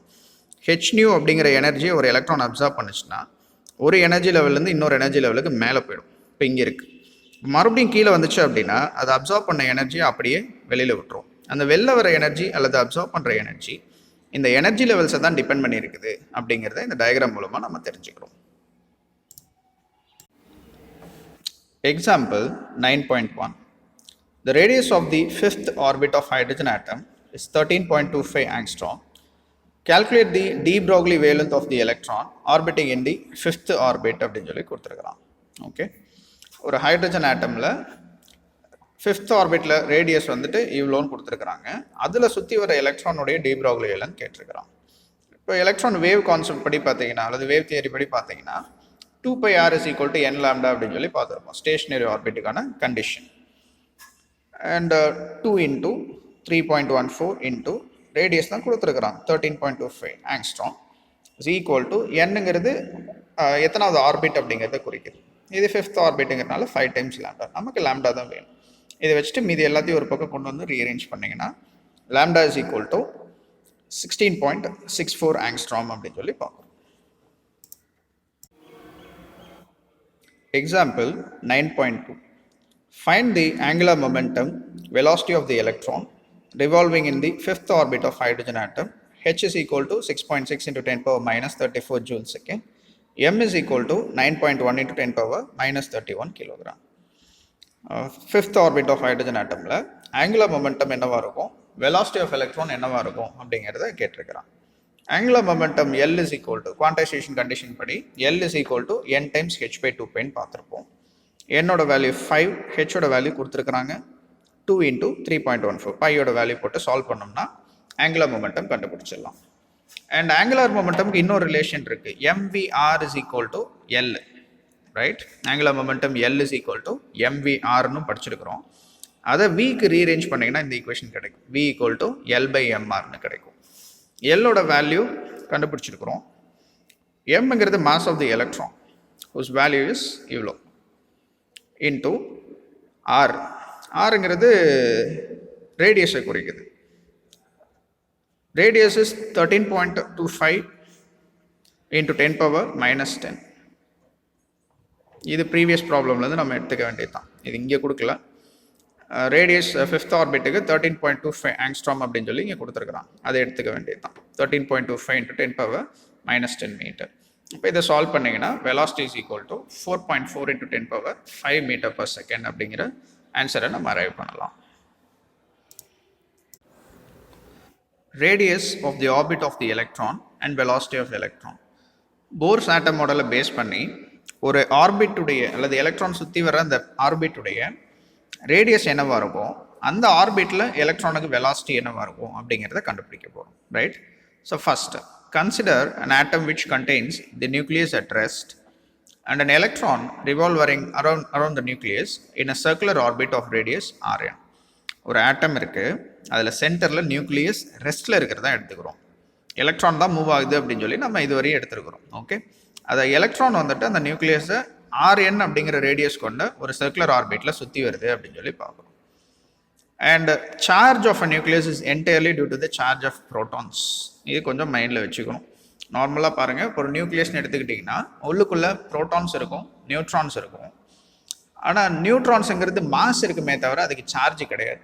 அப்போ நியூக்ளியஸோட சார்ஜுங்கிறது என்ன அப்படின்னா ப்ரோட்டான்ஸோட சார்ஜை தான் நம்ம மீன் பண்ணுறோம். அதுதான் ZEன்னு சொல்லியிருப்போம். செட்டுங்கிறது அட்டாமிக் நம்பர், அத்தனை ப்ரோட்டான்ஸ் தான் நமக்கு இருக்கும். அட்டாமிக் நம்பர் எவ்வளவோ அத்தனை ப்ரோட்டான்ஸ் தான் நமக்கு இருக்கும். அதுக்கு ஈக்குவல் நம்பர் ஆஃப் எலக்ட்ரான்ஸ் இருக்கும் எந்த ஆட்டம்லையுமே. இது வந்து நம்ம தெரிஞ்சிக்க வேண்டியது, சின்ன கிளாஸ்லேயே நம்ம படிச்சிருப்போம். அண்ட் அப்போ ப்ரோட்டானுடைய சார்ஜ் என்ன அப்படின்னா எப்போவுமே ZEன்னு சொல்லுவோம். ஏன்னா ஈங்கிறது சார்ஜ் ஆஃப் எலக்ட்ரான், ஆக்சுவலாக that is equal to the charge of proton. ப்ரோட்டானுக்கும் எலக்ட்ரானுக்கும் ஒரே சார்ஜ் தான், இது ப்ளஸ் சார்ஜ், அது மைனஸ் சார்ஜ், அவ்வளோதான் டிஃப்ரென்ஸ். Okay right. அப்போ நியூக்ளியஸோட சார்ஜ் அப்படின்னாலே கண்ணை மூடிக்கிட்டு ZE ப்ளஸ் ZE அப்படின்னு சொல்லி கொடுத்துடலாம். எலக்ட்ரானோட charge just E or minus E. Okay right. இதை மைண்டில் வச்சுக்கிட்டு இந்த டயக்ராம் பாருங்கள். சென்டரில் நியூக்ளியஸ் இருக்குது, நியூக்ளியஸோட சார்ஜ் ப்ளஸ் ZE, அதை ஒரு எலக்ட்ரான் சுற்றி வருது, அதை சென்டரை நோக்கி ஒரு ஃபோர்ஸ் இருக்குது, அது எலக்ட்ரோஸ்டாட்டிக் ஃபோர்ஸ், அதுதான் சென்ட்ரிபிட்டல் ஃபோர்ஸ் அல்லது ஆக்சலரேஷனை கொடுக்குதுன்னு நம்ம ஏற்கனவே பார்த்துருக்குறோம். எலக்ட்ரானோட மாஸ் m, சார்ஜ் வந்து -e. அண்ட் இந்த ஆர்பிட்டோட ரேடியஸ் rn, எலக்ட்ரானோட வெலாசிட்டியை vn அப்படின்னு சொல்லி வச்சுக்கலாம். அண்ட் இங்கே nucleus is assume to be ஸ்டேஷனரின்னு சொல்லியிருப்பான். நியூக்ளியஸ் வந்துட்டு நகரலை அப்படிங்கிறத மைண்டில் வச்சுக்கணும். Right, let Z be the atomic number of the atom, then plus Z is the charge of the nucleus, minus E be the charge of the electron. இதான் ஏற்கனவே சொல்லிட்டேன் உங்களுக்கு. இப்போ கூலும்பிக் ஃபோர்ஸ் ஆஃப் அட்ராக்ஷன், இந்த நியூக்ளியஸுக்கும் எலக்ட்ரானுக்கு நடுவில் இருக்கக்கூடிய ஃபோர்ஸ் ஆஃப் அட்ராக்ஷன் என்ன அப்படின்னா ஃபர்ஸ்ட் லெசன்லேயே பார்த்துருப்போம். 1/4πε0 Q1 Q2/r² படிச்சிருப்போம். இங்கே ஃபஸ்ட்டு சார்ஜ் நியூக்ளியஸ் எடுத்துக்கிறோம், இப்போ ப்ளஸ் ZE. செகண்ட் சார்ஜ் -Eன்னு எடுத்துக்கிறோம். அண்ட் rn² அப்படிங்கிறது ரேடியஸ், அப்படியே ஸ்கொயர், அந்த ரேடியஸ் தான் டிஸ்டன்ஸாக இருக்க. ஓகே, அண்ட் r cap அப்படிங்கிறது unit vector pointing the direction of force. இது வெக்டார் நோட்டேஷனில் எழுதியிருக்கிறான். ஓகே, இப்போ F Coulomb vector is equal to so much. And இந்த மைனஸ் சைனிங் வந்துடுது. இப்போ 1/4πε0 ZE²/rn² into r cap. இந்த ஃபோர்ஸ் தான் நமக்கு தேவையான சென்ட்ரிபிட்டல் ஃபோர்ஸை ப்ரொவைட் பண்ணு. ஏன்னா ஒரு ஆப்ஜெக்ட் சர்க்குலர் பாத்தில் சுற்றி வருதுன்னா சென்டரை நோக்கி ஒரு ஃபோர்ஸ் கண்டிப்பாக அதை பிடிச்சி வச்சுருக்கோம். அந்த ஃபோர்ஸு சென்ட்ரிபிட்டல் ஃபோர்ஸ். அந்த சென்ட்ரிபிட்டல் ஃபோர்ஸுங்கிறது இன்னொரு ஃபோர்ஸ் ப்ரொவைட் பண்ணக்கூடியது தான். இப்போ இந்த இடத்துல சென்ட்ரிபிட்டல் ஃபோர்ஸை கூலும்பிக் ஃபோர்ஸ் ப்ரொவைட் பண்ணுது. அப்போ F centripetal vector is equal to mvn²/rn into r cap அப்படின்னு சொல்லி நம்ம பார்க்குறோம். ஓகே, ஏன்னா சென்ட்ரிபிட்டல் ஃபோர்ஸ் mv²/r தானே, அந்த பேசிஸில் இந்த கன்க்ளூஷனுக்கு நம்ம வர்றோம். ரைட், அண்ட் எஃப் கூலும் வெக்டாருடைய மேக்னிடியூடும் சென்ட்ரிபிட்டல் ஃபோர்ஸோட மேக்னிடியூடும் ஈக்குவல். இது மைனஸில் இருக்குது, இது ப்ளஸில் இருக்குது. டைரக்ஷன் தான் டிஃப்ரெண்ட், பட் மேக்னிடியூட் வைஸ் ரெண்டுமே சேம் தான். இப்போ மேக்னிடியூட் மட்டும் எடுத்துக்கிட்டோம்னா 1/4πε0 ZE²/rn² is equal to mvn²/rn அப்படின்னு சொல்லி பார்த்தோம். ஓகே, இங்கே rn² இருக்குது, இங்கே ஜஸ்ட் rn இருக்குது. கேன்சல் பண்ணிங்கன்னா ஜஸ்ட் rn மட்டும் வரும். இது இங்கே கொண்டு போயிட்டு இதை கீழே கொண்டு வந்தீங்க அண்ட் ரீஅரேஞ்ச் பண்ணோம் அப்படின்னா rn is equal to 4πε0 mvn/rn² வரும். ரைட், இந்த ஈக்குவேஷனில் rnக்கு ஒரு எக்ஸ்பிரஷன் வேணும். ஸ்கொயர் இருக்குது, இது ஜஸ்ட் rn, கேன்சல் பண்ணிடுங்க. rn இங்கே கொண்டு போயிடுங்க, மீதி எல்லாத்தையும் ரீஅரேஞ்ச் பண்ணீங்க அப்படின்னா rnக்கு ஒரு எக்ஸ்பிரஷன் நம்ம கொண்டு வரலாம். Okay, so rn is equal to 4πε0 mvn/rn² z into m into e². ஆக்சுவலாக இன்னும் கொஞ்சம் காம்ப்ளிகேட்டடாக அவங்க என்ன பண்ணியிருக்காங்கன்னா இந்த mvr ஃபார்மேட் வர்றதுக்காக சில மாடிஃபிகேஷன்ஸ்லாம் பண்ணியிருக்கிறாங்க. அதுக்கேற்ற மாதிரி நீங்கள் ரீஅரேஞ்ச் பண்ணுங்க. Okay, right. இப்போ போர்ஸ் அசம்ஷன் படி ஆங்குலர் மொமெண்டம் குவான்டைசேஷன் கண்டிஷன் அப்படின்னு ஒன்று இருக்குது. அதுபடி angular momentum L is equal to mvr which is equal to n times h bar அப்படின்னு சொல்லி நம்ம ஏற்கனவே பார்த்துருக்குறோம். இப்போ அதுபடி நம்ம எழுதணும்னா இந்த mvr அப்படிங்கிறது தான் நம்ம ஆங்குலர் மொமெண்டம் பார்த்துருக்கோம். இப்போ rn is equal to 4πε0 mvRn²/zme²ங்கிற ஈக்குவேஷனில் அந்த mvrக்கு பதிலாக nh bar போட்டோம் அப்படின்னா இப்படி வந்து ஈக்குவேஷன் வந்துடும். இப்போ radius of the nth orbit rn is equal to 4πε0 nh bar the whole square divided by zm e² வந்துடும். இதை பிரித்து எழுதுனீங்கன்னா n² h bar ஸ்கொயர்னு வந்துடும். ஓகே, இதில் சில விஷயங்கள் எல்லாம் நம்ம தனியாக கொண்டு வந்துடும். அதாவது ε0 h² π m e² இது எல்லாமே கான்ஸ்டன்ட்ஸ். ரைட், இதெல்லாம் பிரித்து கொண்டு வந்துட்டோம் அப்படின்னா அண்ட் ஹெச் பாருக்கு h/2πங்கிற வேல்யூ சப்ஸ்டிட் பண்ணி பிரித்து கொண்டு வந்துட்டோம் அப்படின்னா இப்படி ஒரு ஈக்குவேஷன் கிடைக்குது. ஓகே, இதில் என்னங்கிறது இட்ஸ் அன் இன்டீஜர், அதுதாங்க சொல்லியிருப்பாங்க. அண்ட் இந்த rn எப்படி எழுதுறாங்கன்னா a0 into n²/zங்கிறான். இந்த வேல்யூ இருக்குல்ல கான்ஸ்டன்ஸ், இது எல்லாத்தையுமே a0ன்னு எடுத்துக்கிறான். அதாங்க சொல்லியிருப்பாங்க a0 is equal to ε0 h² π m e². And இது எல்லாமே கான்ஸ்டன்ஸுக்குனால வேல்யூ சப்ஸ்டிட் பண்ணிங்கன்னா 0.529 ஆங்ஸ்ட்ராம்னு வரும். ஓகே, இப்போ இந்த இடத்துல இதை a0ன்னு போட்டிங்கன்னா n²/zன்னு வரும். Okay, right. So rn is equal to a0 n²/z. இதில் a0ங்கிறது தான் இருக்கிறதுலே கம்மியான வேல்யூ. ஓகே, அதான் இங்கே சொல்லியிருப்பான்.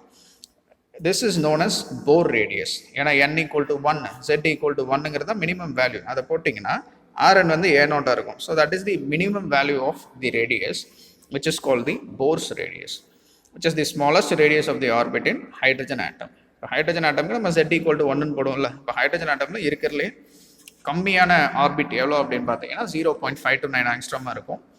ரஃப்லி எடுத்துக்கிறப்ப 0.53 ஆங்ஸ்ட்ராம் ரவுண்ட் பண்ணி எடுத்துக்குவோம். 1 போர், அதுதான் யூனிட் ஆஃப் லென்த் போர்னு சொல்கிறோம். 1 Bohr is equal to 0.53 angstrom. For hydrogen atom Z equal to 1, right?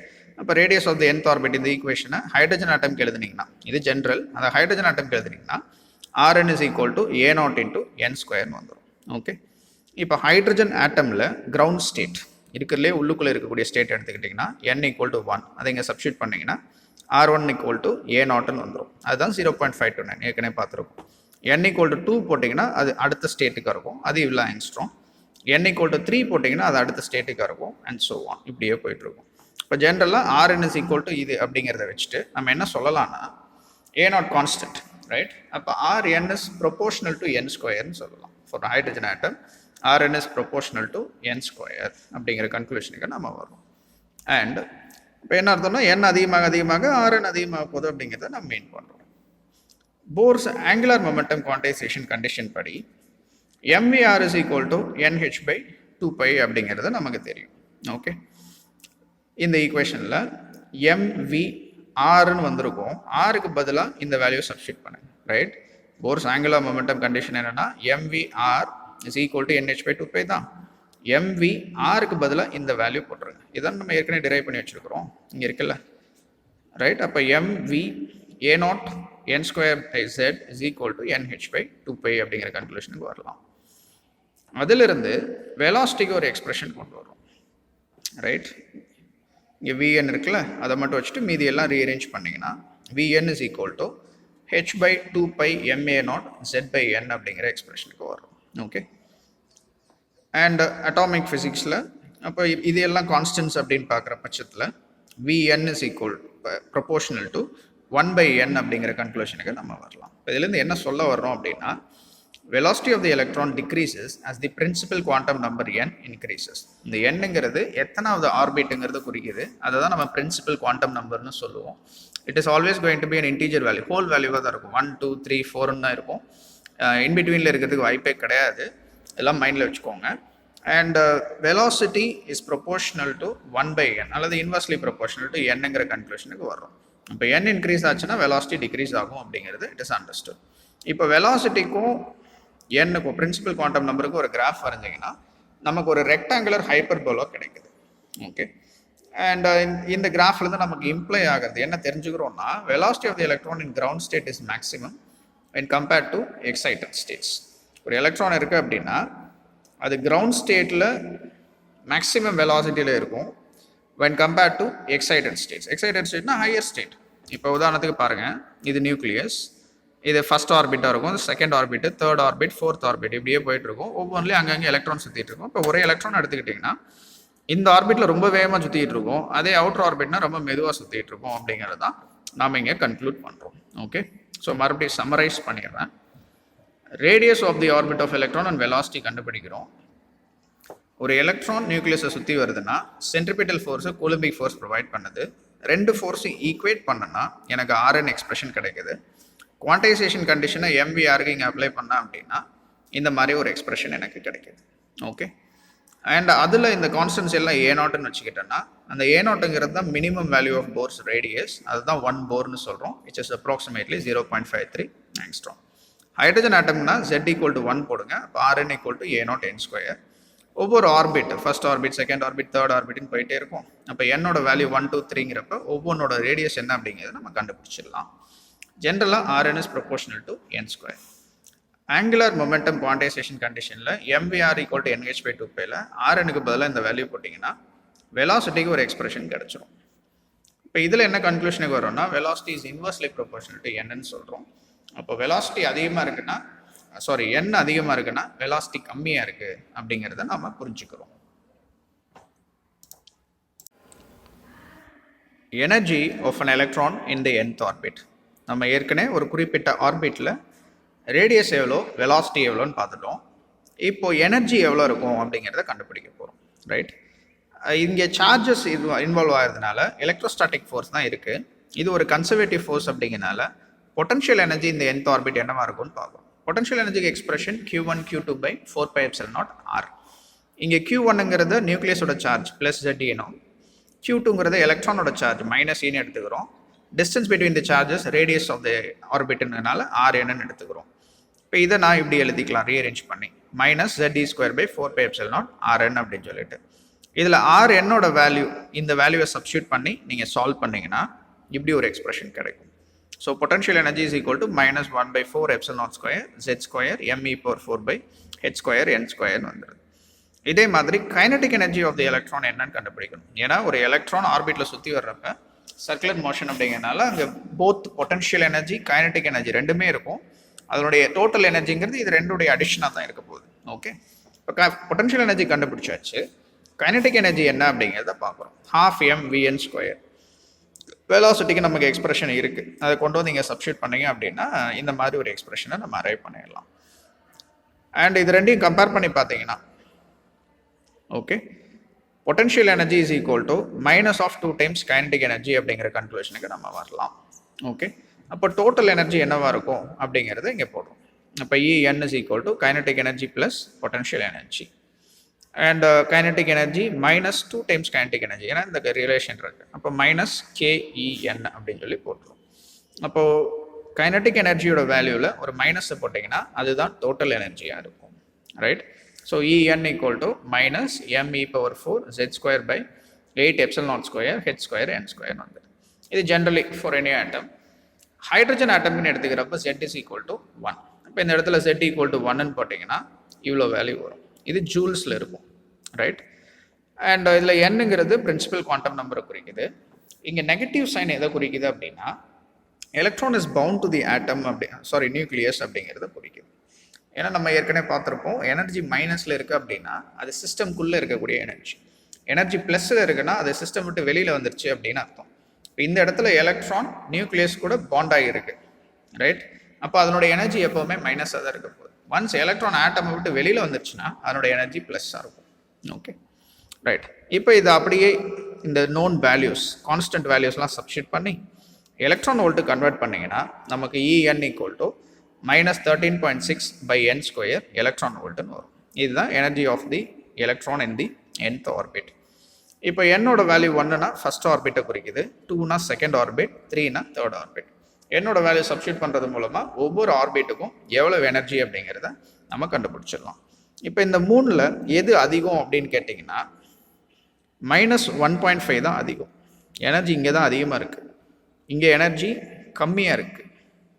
Okay, என்ன சார் கம்மி அப்படிங்கிறீங்க? 13.6 அப்படின்னா மைனஸ் சைன் அப்படிங்கிறத மைண்டில் வச்சுக்கோங்க. மைனஸ் சைனில் பெரிய வேல்யூனா அதுதான் மினிமம் வேல்யூ. அப்போ கிரவுண்ட் ஸ்டேட்டில் அல்லது ஃபஸ்ட் ஸ்டேட்டில் தான் உங்களுக்கு எனர்ஜி ரொம்ப கம்மியாக இருக்கும். அடுத்தடுத்த எனர்ஜி லெவல்ஸ் மேலே போக போக போக போக எனர்ஜி அதிகமாகிட்டே போகும். இது இன்ஃபினிட்டி இருக்கிறப்ப தான் உங்களுக்கு எனர்ஜி 0 ஆகும். இன்ஃபினிட்டினா கடைசி எனர்ஜி லெவல், அதுக்கு மேலே வெளியில் போனதுக்கு பிறகு தான் எனர்ஜி ப்ளஸ்ஸே ஆகும். ஓகே, அப்போ இந்த மைனஸ் சைன் இருக்கிற வரையும் அந்த எலக்ட்ரான் நியூக்ளியஸ் கூட பாண்ட் ஆகிருக்கு, அந்த ஆட்டம்குள்ளே தான் இருக்குது அப்படிங்கிறது it is understood. Okay, so எனர்ஜிக்கு ஜென்ரல் எக்ஸ்பிரஷன், ஒவ்வொரு ஆர்பிட்டில் எனர்ஜி என்ன அப்படிங்கிறத பார்க்குறோம். நெக்ஸ்ட் அதை சம்மரைஸ் பண்ணியிருப்பான். Energy of the first excited state is greater than that of the ground state அப்படியே கொடுத்துருப்பான். ஓகே, அப்போ orbit which is closest to the nucleus has lowest energy compared to other orbits அப்படின்னு சொல்லி கொடுத்துருப்பான். இதை நான் ஏற்கனவே சொல்லிட்டேன். அப்போ இதை தான் நம்ம கிரவுண்ட் ஸ்டேட் எனர்ஜி அப்படின்னு சொல்லி சொல்கிறோம். இப்போ hydrogen atom ground state energy எவ்வளோன்னா -13.6 எலக்ட்ரான் வோல்ட். இது first energy, first orbit second orbit, இது ஃபஸ்ட் ஆர்பிட்டோட அல்லது கிரவுண்ட் ஸ்டேட்டோட எனர்ஜி, இது செகண்ட் ஆர்பிட்டோட energy, third and so on இப்படியே போயிட்டுருக்கும். அப்போது ground state energy of hydrogen இருக்குல்ல, அந்த -13.6 எலக்ட்ரான் வோல்ட்டை யூனிட் ஆஃப் எனர்ஜியை நம்ம எடுத்துக்கிறோம் ஒரு பர்டிகுலர் இடத்துல, எல்லா இடத்துலையும் கிடையாது. அதை ரிட்பர்க்னு சொல்லுவோம். ஒரு ரிட்பர்க் அப்படிங்கிறது -13.6 எலக்ட்ரான் வோல்ட். இப்போ இதிலிருந்து நம்ம கடைசியாக என்ன சொல்ல வரோம்னா, the energies of the excited states come closer and closer together when the principal quantum number n takes higher values. Okay, இது இந்த டயக்ராம் பார்த்தீங்கன்னா உங்களுக்கு புரியும். n = 1 அப்படிங்கிறது கிரவுண்ட் ஸ்டேட், நீங்கள் கொடுத்துருப்பாங்க. n = 1ங்கிறது கிரவுண்ட் ஸ்டேட். அதில் எனர்ஜி எவ்வளோ இருக்கும் ஜூல்ஸில் எலக்ட்ரான் வோல்ட்டில் கொடுத்துருப்பான். எனர்ஜி வந்து -13.6. n = 1லேருந்து அப்படியே நீங்கள் மேலே போனீங்கன்னா n = 1ங்கிறது ஒரு சர்க்கிள், n = 2னா அடுத்து மேலே 3 4 அப்படியே போய்கிட்டே இருக்கும். ஓகே, அதில் எலக்ட்ரான் எப்படி சுற்றி வருது அப்படிங்கிறது இங்கே வேவ் பேட்டர்னை வச்சு சொல்லியிருப்பாங்க. ஓகே, ஸோ n = 1 அப்படிங்கிறப்ப கிரவுண்ட் ஸ்டேட், n = 2 அப்படிங்கிறது excited state, first excited state, second and so on. Infinity வர்றப்ப தான் எனர்ஜி உங்களுக்கு 0 ஆகும். அதுக்கு மேலே போச்சுன்னா எலக்ட்ரான் ஆட்டம் விட்டு வெளியில் போயிடுது அப்படிங்கிறது மீனிங். ஓகே, இந்த எனர்ஜி டயக்ராமே கொஞ்சம் நல்லா தெளிவாக பாருங்கள். Energy levels of hydrogen atom. Okay, so energy என்னவாக இருக்கும், அது எப்படி நான் ஸ்டடி பண்ணுறது அப்படிங்கிற சொல்லியிருப்பாங்க. நான் சொல்ல வந்ததே மறந்துட்டேன். ஆக்சுவலாக பாருங்கள், ஃபஸ்ட்டு எனர்ஜி லெவலுக்கும் செகண்ட் எனர்ஜி லெவலுக்கும் நடுவில் இவ்வளோ கேப் இருக்கும். அப்போ அவ்வளோ எனர்ஜி டிஃப்ரென்ஸ் இருக்குது. செகண்டுக்கு தேர்டுக்கு நடுவில் கொஞ்சம் குறைஞ்சது, தேர்டு ஃபோர்த்துக்கு ரொம்ப குறைஞ்சது, போக போக போக போக ரெண்டு எனர்ஜி லெவலுக்கும் நடுவில் இருக்கிற டிஃப்ரென்ஸ் பாருங்கள் ரொம்ப ரொம்ப ரொம்ப ரொம்ப கம்மியாகிட்டே போகும். ஓகே, இப்போ எனர்ஜி டிஃப்ரென்ஸ் எப்போவுமே இங்கே தான் அதிகமாக இருக்கும், போக போக கம்மியாக இருக்கும். போக போக இந்த எனர்ஜி லெவல்ஸ் வந்துட்டு ரொம்ப நெருக்கமாயிட்டு இருக்கு அப்படிங்கிறது தான் இந்த கடைசி பாயிண்ட்ல நம்ம பார்த்தது. ஓகே, இப்போ பிரின்சிபல் குவாண்டம் நம்பர் m அதிகமாக இருக்க எக்ஸைட்டட் ஸ்டேட்ஸோட எனர்ஜி ரொம்ப நெருக்கமாக வந்துடுது அப்படிங்கிறது தான் நம்ம இங்கே மீன் பண்ணுறோம்.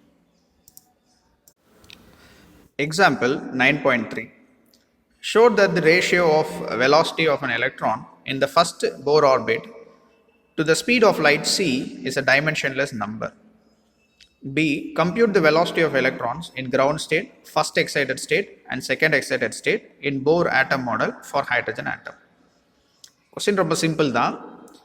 Ratio of velocity of electron first ஆர்பிட்டில் இருக்கக்கூடிய எலக்ட்ரானோட வெலாசிட்டிக்கும் லைட்டோட வெலாசிட்டிக்கும் ஒரு ரேஷியோ எடுத்திங்கன்னா அது டைமென்ஷன்லெஸ் நம்பர் அப்படின்னு சொல்லி ப்ரூவ் பண்ணுங்கன்னு சொல்லியிருப்பான். பாருங்கள், இதுவும் வெலாசிட்டி இதுவும் வெலாசிட்டி. ஒரு வெலாசிட்டியால் டிவைட் பண்ணிங்கன்னா ரேஷியோ எடுத்திங்கன்னா டைமென்ஷன்லெஸ் வேல்யூ தான் உங்களுக்கு வரப்போகுது. அதை வேல்யூஸ் வச்சு டெரைவ் பண்ணி காட்டுங்கன்னு சொல்லியிருக்கிறான். ரெண்டாவது, ஒரு first state, second state, third ஸ்டேட்டில் அல்லது அந்தந்த ஆர்பிட்ஸில் வெலாசிட்டி என்னவாக இருக்கும் கண்டுபிடிங்கன்னு சொல்கிறான். Okay, velocity of an electron இந்த nth ஆர்பிட்டுக்கு எக்ஸ்பிரஷன் இது தான் நம்ம ஏற்கனவே டெரைவ் பண்ணி வச்சுருக்கிறோம். A0 அப்படிங்கிறதுக்கு வேல்யூ போர் ரேடியஸ்க்கு வந்து ε0 h² πm² நமக்கு தெரியும். இதை எடுத்து இங்கே சப்ஸ்டியூட் பண்ணுங்கள். பண்ணால் இந்த ஈக்குவேஷன் நமக்கு வரும். இதை மேலேயும் கீழேயும் c-ஆல் மல்டிப்ளை பண்ணுங்கள். Multiply and divide by c. இந்த வேல்யூஸ் e² 2ε0 hc இது எல்லாத்தையும் கான்ஸ்டண்ட்டாக ஆல்ஃபா அப்படின்னு சொல்லி வச்சுக்கிறான். அதுதான் இங்கே சொல்லியிருப்பான். சிங்கிறது ஸ்பீட் ஆஃப் லைட், அதனுடைய வேல்யூ தெரியும். இந்த கான்ஸ்டன்ட் வேல்யூஸ் எல்லாத்தையும் ஆல்ஃபான்னு வச்சுக்கிறேன். அது ஃபைன் ஸ்ட்ரக்சர் கான்ஸ்டன்ட் சொல்லியிருப்பாங்க. நம்ம புக்கில் எங்கேயும் சொல்லலை, இந்த ப்ராப்ளம்காக மெனக்கிட்டு கொண்டு வந்துருக்கிறான். Okay, right. இப்போ ஹைட்ரஜன் ஆட்டம் எடுத்துக்கிட்டிங்கன்னா z is equal to 1. அப்போ இந்த இடத்துல z equal to 1 போட்டுருங்க. அண்ட் ஃபஸ்ட் ஆர்பிட் அப்படிங்கிறப்ப n equal to 1ன்னா நமக்கு இந்த ரேஷியோ தான் வேணும், v1/c. இப்போ c எந்த சைடு கொண்டு வந்துட்டிங்கன்னா v n-க்கு பதிலாக 1ன்னு எடுத்துக்கிறோம், ஏன்னா ஃபஸ்ட் ஆர்பிட். இப்போ v1/c அப்படிங்கிறப்ப z-ஓட வேல்யூ 1, n-ஓட வேல்யூ 1ன்னா உங்களுக்கு மீதி இருக்கிறது ஆல்ஃபா மட்டும்தான். ஓகே, இந்த ஈக்குவேஷனில் இருந்து இந்த கண்டிஷனை இங்கே அப்ளை பண்ணிங்கன்னா v1/c ஈக்குவல் டு ஆல்ஃபான்னு வந்துடும். அதனுடைய வேல்யூ என்னங்கிறது உங்களுக்கு தெரியும், ஆல்ஃபாவோட வேல்யூ. ரைட், இப்போ இந்த வேல்யூஸ் எல்லாம் சப்ஸ்டியூட் பண்ணிங்கன்னா உங்களுக்கு கிடைக்கிறது 1/137. இது ஒரு டைமென்ஷன்லெஸ் நம்பர், ஏன்னா இதுக்கு யூனிட் கிடையாது, மேலே metre per second et cetera et cetera. Okay, right. அப்போ ஆல்ஃபாவோட வேல்யூ கொடுத்துட்டான். ரெண்டாவது, வெலாசிட்டிஸ் கேட்டிருக்கிறான். ஃபைன் ஸ்ட்ரக்சர் கான்ஸ்டன்ட் வச்சு வெலாசிட்டி போட்டிங்கன்னா இந்த ஈக்குவேஷனை நம்ம யூஸ் பண்ணிக்கலாம். vn is equal to alpha c z/n எடுத்துக்கிட்டோம் அப்படின்னா ஹைட்ரஜன் ஆட்டம்க்கு z equal to 1. ரைட், அதை போட்டிங்கன்னா இந்த எக்ஸ்பிரஷனுக்கு நம்ம வந்துடலாம். ஓகே, அண்ட் ஆல்ஃபாவோட வேல்யூ 1/137, மீதி n மட்டும் இருக்கும். ஃபஸ்ட் ஆர்பிட்டுங்கிறப்ப n equal to 1ன்னு போட்டிங்கன்னா இந்த வேல்யூ வரும். செகண்ட் ஆர்பிட்னா n equal to 2 போட்டிங்கன்னா இந்த வேல்யூ கிடைக்கும், அண்ட் ஸோ ஒன். ஓகே, இப்போ இதிலிருந்து இந்த வெலாசிட்டிஸை கம்பேர் பண்ணி பார்த்தோன்னா நமக்கு என்ன தெரியுதுன்னா v1 is greater than v2 which is greater than v3. Innermost ஆர்பிட்டில் தான் வெலாசிட்டி அதிகமாக இருக்கும், மற்றதில் கம்மி ஆகிட்டே போகுது அப்படிங்கிறத நம்ம ஏற்கனவே பார்த்துருக்குறோம். அதை இங்கே ப்ராப்ளம்லையும் கன்ஃபார்ம் பண்ணிக்கிறோம். Example 9.4. The Bohr atom model is derived with the assumption that the nucleus of the atom is stationary and only electrons revolve around the nucleus. Suppose the nucleus is also in motion, then calculate the energy of this new system. நம்ம போர் atom model இதுவரை என்ன consider பண்ணியிருக்கோம்னா nucleus சென்டரில் ஃபிக்ஸ்டாக இருக்குது, அதை சுற்றி electrons வரதான் நம்ம assume பண்ணியிருக்கோம். ஆனால் உண்மையில் அப்படி கிடையாது. ஆக்சுவலி ஒருவேளை இந்த நியூக்ளியஸும் தன்னோட இடத்த விட்டு லைட்டாக மூவ் ஆகுது அப்படின்னா இது ஒரு சிஸ்டம் ஒன்றை வச்சு ஒன்று ரொட்டேட் ஆகக்கூடிய ஒரு சிஸ்டமாக மாறிடும். அப்போ அந்த மாதிரி இடத்துல நியூக்ளியஸும் மோஷனில் இருந்துச்சுன்னா இப்போ energy of the new system என்ன அப்படின்னு சொல்லி கேட்குறான். ஓகே, ஸ்மால் லெட்டர் எம்ங்கிறது மாஸ் ஆஃப் தி எலக்ட்ரான் எடுத்துக்கலாம், கேபிட்டல் லெட்டர் எம்ங்கிறது மாஸ் ஆஃப் தி நியூக்ளியஸ்னு எடுத்துக்கிட்டோம்னா இப்போ இந்த சிஸ்டம் ரெண்டும் ஒன்று ரொட்டேட் ஆனாலும், இப்போ உதாரணத்துக்கு இங்கே பாருங்கள், இது தெளிவாக சொல்லியிருப்பான், இது நியூக்ளியஸ், இது எலக்ட்ரான், நம்ம நார்மலாக என்ன பண்ணியிருப்போம்னா நியூக்ளியஸ் இங்கே இருக்குது, இது அப்படியே சுற்றி வருதுன்னு எடுத்திருப்போம். இப்போ நியூக்ளியஸும் சேர்ந்து சுற்றுது, இதுவும் மாறுது அப்படிங்கிறனால சென்டர் ஆஃப் மாஸை வச்சு ரெண்டும் தனி ஒன்று சுற்றி வருது அப்படிங்கிற மாதிரி நம்ம அசியூம் பண்ணிக்கிறோம். Okay, let capital letter V be the velocity of nuclear motion and small letter v be the velocity of electron motion அப்படின்னு சொல்லி கொடுத்துருப்பான். நம்ம இந்த மாதிரி சென்டர் ஆஃப் மாஸ் வச்சு ரொட்டேட் ஆகிற சிஸ்டம்க்கு for any system the total linear momentum is going to be 0 அப்படின்னு சொல்லி பார்க்குறோம். ஓகே, சென்டர் ஆஃப் மாஸை வச்சு ரொட்டேட் ஆச்சு அப்படின்னாலே உங்களுக்கு லீனியர் மொமெண்டம் 0. அப்போ டோட்டல் லீனியர் மொமெண்டமோட வேல்யூ எலக்ட்ரானுக்கு -mvயாக இருக்கும், ஏன்னா மாஸ் இன்டு வெலாசிட்டி. நியூக்ளியஸுக்கு +mvயாக இருக்கும், இட் இஸ் ஈக்குவல் டு 0. அப்போ mv ஈக்குவல் டு mv அப்படின்னு சொல்லி பார்க்குறோம். இங்கே கேபிட்டல் V வரணும். ஓகே, அண்ட் அது என்ன இம்ப்ளை பண்ண வரோம்னா மொமெண்டம் ரெண்டுக்குமே ஒன்று தான் அப்படிங்கிறத மீன் பண்ணுறோம். Okay, and kinetic energy of the system என்னவா இருக்கும்னா in terms of momentum kinetic energy p²/2m நம்ம படிச்சிருக்கிறோம். கைனடிக் எனர்ஜிக்கும் மொமெண்டம்க்கு அதுதான் ரிலேஷன். இங்கே ஃபஸ்ட்டு நியூக்ளியஸுக்கு pn²/2 கேபிட்டல் M போட்டுக்கிறோம், எலக்ட்ரானுக்கு pe²/2 ஸ்மால் லெட்டர் m போட்டுருக்கிறோம். இதில் மொமெண்டம் ரெண்டுக்கு ஈக்குவல் மேக்னெட்டியூட் வைஸ்ங்கிறனால p வெளியில் எடுத்துக்கலாம். p²/2 1/m + 1/m. இந்த வேல்யூ 1/m + 1/m 1/μmன்னு வச்சுக்கலாம். ரைட், இது இன்னொரு ரிலேஷன் கொண்டு வர்றான். இந்த μm அப்படிங்கிறத ரெடியூஸ்டு மாஸ்ன்னு எடுத்துக்கிட்டோம்னா அதை ரீஅரேஞ்ச் பண்ணோம்னா எல்சிஎம் எடுத்து mm/m + m அப்படின்னு சொல்லி வந்து நிற்கும். ஓகே, இந்த இடத்த பொறுத்த வரையும் மாஸ் மட்டும் எனக்கு ஸ்லைட்டாக மாறுது அப்படிங்கிற மாதிரி எடுத்துக்கிறோம் ஓவரால் சிஸ்டம் கம்பேர் பண்ணுறப்ப. ஓகே, நார்மல் எனர்ஜியில் நம்ம போடுற மாஸ் வேல்யூவை இங்கே போட முடியாது, ஏன்னா ரெண்டு மாஸ் இப்போ இன்வால்வ் ஆகுது. அப்போ அதை ரெடியூஸ்டு மாஸ் அப்படின்னு சொல்லி நம்ம எடுத்துக்க வேண்டியதாக இருக்குது. அண்ட் பொட்டன்ஷியல் எனர்ஜியில் எந்த சேஞ்ச் இருக்க போகிறது கிடையாது, அது அப்படியே தான் இருக்க போகிறதுனால கைனடிக் எனர்ஜி மட்டும் தான் இப்போ மாறப்போகுது. இப்போ kinetic energy is equal to p²/2μm. Okay, இந்த ரிலேஷன் படி p²/2m தான். இங்கே மாஸுக்கு பதிலாக தனித்தனியாக எடுத்துக்கிட்டோம், இது ரெண்டையும் சேர்த்து ஒரு சிஸ்டமோட மாஸாக μmனு வச்சுக்கலாம். ஓகே, அப்போ ரெடியூஸ்ட் மாஸை வச்சு நீங்கள் கைனடிக் எனர்ஜி எழுதி அதுக்கு ஒரு டெரிவேஷன் போடுறதுக்கு பதிலாக பொட்டன்ஷியல் எனர்ஜி மாறப்போகிறது இல்லை, கைனடிக் எனர்ஜி தான் மாறப்போகுதுன்னா அப்போ அந்த கைனடிக் எனர்ஜி பேராமீட்டர்னால என்ன சேஞ்ச் ஏற்படுதோ அதை மட்டும் மாற்றினா நமக்கு போதும். அப்போது ஃபைனல் எனர்ஜி எக்ஸ்பிரஷனில் இந்த இடத்துல நார்மலாக எம்ன்னு இருக்கும், ஸ்மால் லெட்டர் எம், அதுக்கு பதிலாக ரெடியூஸ்ட் மாஸ் μm போட்டிங்கன்னா அதுதான் எனர்ஜிக்கான எக்ஸ்பிரஷனாக இருக்க போகுது. Okay, and nucleus is very heavy compared to the electron கொடுத்துருப்பாங்க. Reduced mass is closer to the mass of the electron அப்படின்னு சொல்லி முடிச்சிருப்பாங்க. ஓகே, ரைட், இது நம்ம position shifting centre of mass வச்சு சொல்கிறோம் எங்கே என்ன நடக்குது அப்படிங்கிறது. ஓகே, நம்மகிட்ட கேட்டிருக்கிறது இதுதான், energy of this new system என்ன அப்படிங்கிறத இந்த ரெடியூஸ்டு மாஸை வச்சு எழுதுகிறோம், அவ்வளோதான். இந்த நோட் அப்படிங்கிற ஒரு டாபிக் கொடுத்துருப்பாங்க. இதில் என்ன சொல்கிறாங்கன்னா நம்ம இங்கே நியூக்ளியஸ் நகர்ந்தால் என்ன ஆகும் அப்படின்னு சொல்லி பார்த்தோம். எனர்ஜி ஷிஃப்ட் ஆகுது அப்படிங்கிறது, எனர்ஜி ஷிஃப்ட் ஆகுதுன்னா ஸ்பெக்ட்ரல் லைன்ஸும் ஷிஃப்ட் ஆக போகுது, இது மாதிரி நிறைய மாற்றங்கள் ஏற்பட தான் போகுது. அதை தான் இந்த நோட்டில் சொல்லியிருப்பாங்க. நார்மலாக இந்த சயின்டிஸ்ட் என்ன பண்ணுறாங்க அப்படின்னா ஹைட்ரஜன் ஸ்பெக்ட்ரம் அனலைஸ் பண்ணுறப்ப போர்ஸ் ஆட்டம் மாடல் படி அப்ளை பண்ணிங்கன்னா அங்கே வர ஸ்பெக்ட்ரல் லைன்ஸ் மட்டும் வர்றது கிடையாது, அது போக கொஞ்சம் ஃபெயிண்டான ஸ்பெக்ட்ரல் லைன்ஸும் வருது. இந்த ஃபெயிண்ட் ஸ்பெக்ட்ரல் லைன்ஸ் எதனால் வருதுன்னா இட் இஸ் ஐசோடோப்ஸ் இருக்கிறதுனால வருது அப்படின்னு சொல்லி பார்ப்போம். அண்ட் இந்த ஐசோடோப்ஸை வச்சு பார்த்தாலும் சரி, அல்லது அதுக்கு ரீசன் என்ன அப்படிங்கிறத கொஞ்சம் எக்ஸ்பிளைன் பண்ண ட்ரை பண்ணாங்கன்னா நியூக்ளியர் மோஷனை கண்டிப்பாக கன்சிடர் பண்ணணும். அதுதான் இங்கே சொல்லியிருப்பான். Considering nuclear motion into account in the Bohr's atom model, wave number or wavelength difference between the lines produced by the hydrogen atom and deuterium is theoretically calculated, which perfectly agreed with the spectroscopic measured values. Okay, அப்போ ஹைட்ரஜனுங்கிறது அதனுடைய isotope டியூட்டரியம் ட்ரிட்டியம்லாம் இருக்குது. இப்போ hydrogen இதில் பார்த்தீங்கன்னா வெறும் hydrogen lines மட்டும் வர்றதில்ல, அது போக ஐசோடோப்ஸும் சேர்ந்து வருது. அப்போ அதை நான் ஐடென்டிஃபை பண்ணணும் அப்படின்னா நியூக்ளியர் மோஷனையும் நான் கணக்கில் எடுத்துக்கணும்.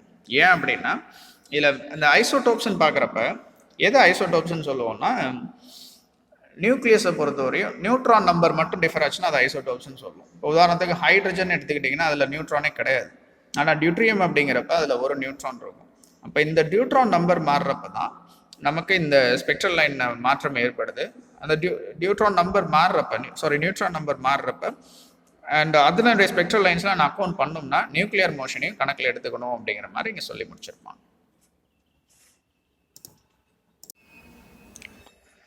தமிழ் வழி மாணவர்களின் கவனத்திற்கு அணு மாதிரிகளை பற்றி இந்த வகுப்பில் நம்ம பார்த்துருக்குறோம். அணுனா என்னன்னா எந்த ஒரு பொருளும் மீண்டும் மீண்டும் பகுக்கப்படும் போது இறுதியில் கிடைப்பது தான் அணு. அது எப்படி உருவாயிருக்கு, அதில் என்ன இருக்குது, அதனுடைய அமைப்பு என்ன அப்படிங்கிறத வெவ்வேறு சயின்டிஸ்ட் எப்படி சொல்கிறாங்க அப்படிங்கிறதான் பார்க்குறோம். முதல்ல ஜேஜே தாம்சனுடைய மாதிரி எடுத்துக்கிட்டோம்னா தர்பூசணி பழத்தோட மாதிரி அப்படின்னு சொல்லி சொல்கிறோம். இப்போ இவரை பொறுத்தவரையும் அணுங்கிறது என்ன அப்படின்னா சீரான பரவல் கொண்ட நேர் மின் துகள்களை உள்ளடக்கிய ஒரு படித்தான கோளங்களாக அணுக்கள் கருதப்படுகின்றன. அதாவது ஒரே மாதிரி பரவி இருக்கணும், ஒரு படித்தான கோளங்கள் கோள ஷேப்பில் இருக்கும். ஒரு படித்தானன்னா ஹோமோஜினஸ்ன்னு சொல்லுவாங்க, எல்லா பக்கமும் ஒரே மாதிரி இருக்குது அப்படின்னு சொல்லிட்டு. கிட்டத்தட்ட ஒரு தர்பூசணி பழம் மாதிரி. பாசிட்டிவ் சார்ஜ் எல்லாம் இப்படி இருக்குது, அதில் அங்கங்கே எலக்ட்ரான்ஸ் நெகட்டிவ் சார்ஜ் உட்கார்ந்துருக்குது அப்படிங்கிறத ஜேஜே தாம்சன் மாதிரி சொல்லுது. இவரை பொறுத்தவரை அணு அப்படிங்கிறது மின் நடுநிலைத்தன்மை கொண்டது. எல்லா மாடலுமே அதுதான். மின் துகள்கள் நிலையாக இருக்குது அப்படின்னு சொல்லி எடுத்துக்கிட்டாரு. இப்படி நிலையாக இருந்துச்சுன்னா அந்த மாதிரி ஒரு அமைப்பு நிலையாக இருக்கிறதுக்கு வாய்ப்பு இல்லை. அப்போ என்ன ஆகுதுன்னா சில குறைபாடுகள் அதில் ஏற்படுது. இப்போ அணு சமநிலையில் இருக்க முடியாது இவருடைய கருத்துப்படி. அடுத்த ஹைட்ரஜன் மற்றும் பிற அணுக்களின் நிறமாலை வரிகளின் தோற்றத்தை இவரால் எக்ஸ்பிளைன் பண்ண முடியல. அதை சமாளிக்கிறதுக்காக ரூதர்ஃபோர்டு ஒரு மாதிரியே சொல்கிறார். அவர் ஒரு ஆய்வின் மூலமாக தான் இதை சொல்கிறாரு. தங்க மென் தகட்டினால் ஆல்ஃபா துகள்கள் அடையும் சிதறல் மூலமாக தான் இதை சொல்கிறார். அப்போ இந்த ஆல்ஃபா சிதறல் சோதனை அப்படிங்கிறது இதுதான். பொலோனிய மாதிரியிலேருந்து வரக்கூடிய ஆல்ஃபா துகள்களை தங்க மென் தகட்டின் மேலே பட வச்சுட்டு ஒளி தெரப்பி சிதறல் ஏற்படுது. அந்த சிதறல் கோணத்தை வச்சுட்டு நம்ம அதை பார்த்தோம்னா அதை வச்சுட்டு ஒரு அணு எப்படி இருக்கும் அப்படிங்கிறத சில எடுகோள்கள் மூலமாக சொல்கிறார். அதில் ஃபஸ்ட்டு ஒரு கன்க்ளூஷனுக்கு வர்றாங்க. பெரும்பாலான ஆல்ஃபா துகள்கள் தங்க மென்தகட்டினால் விளக்கம் அடையாமல் நேராக செல்கின்றன. சில ஆல்ஃபா துகள்கள் சிறிய கோண அளவே விளக்கம் அடைகின்றன. குறைந்த எண்ணிக்கையிலான ஆல்ஃபா துகள்கள் 90 டிகிரி கோணத்திற்கும் மேலாக விளக்கம் அடைகின்றன. மிக குறைந்த எண்ணிக்கையிலான ஆல்ஃபா துகள்கள் 180 டிகிரி கோண அளவில் பின்னோக்கிய சிதறல் அடைகின்றன அப்படின்னு சொல்லிப்பாங்க. இதுதான் அந்த ஆய்வினுடைய முடிவு. இப்போ தாம்சன் சொன்னபடி இப்படி இருந்துச்சு அப்படின்னா ஆல்ஃபா துகள்கள் இப்படி போயிருக்கணும். பட் உண்மையில் இதுதான் நடந்தது. அப்போ என்ன அர்த்தம்னா அவர் சொன்ன மாதிரி மொத்தம் ப்ளஸ் கிடையாது, ப்ளஸ்ஸுங்கிறது சென்டரில் மட்டும்தான் இருக்குது. இந்த இடம் எம்டியாக இருக்கிறனால அங்கெல்லாம் ஆல்ஃபா துகள்கள் ஈஸியாக போயிடுது.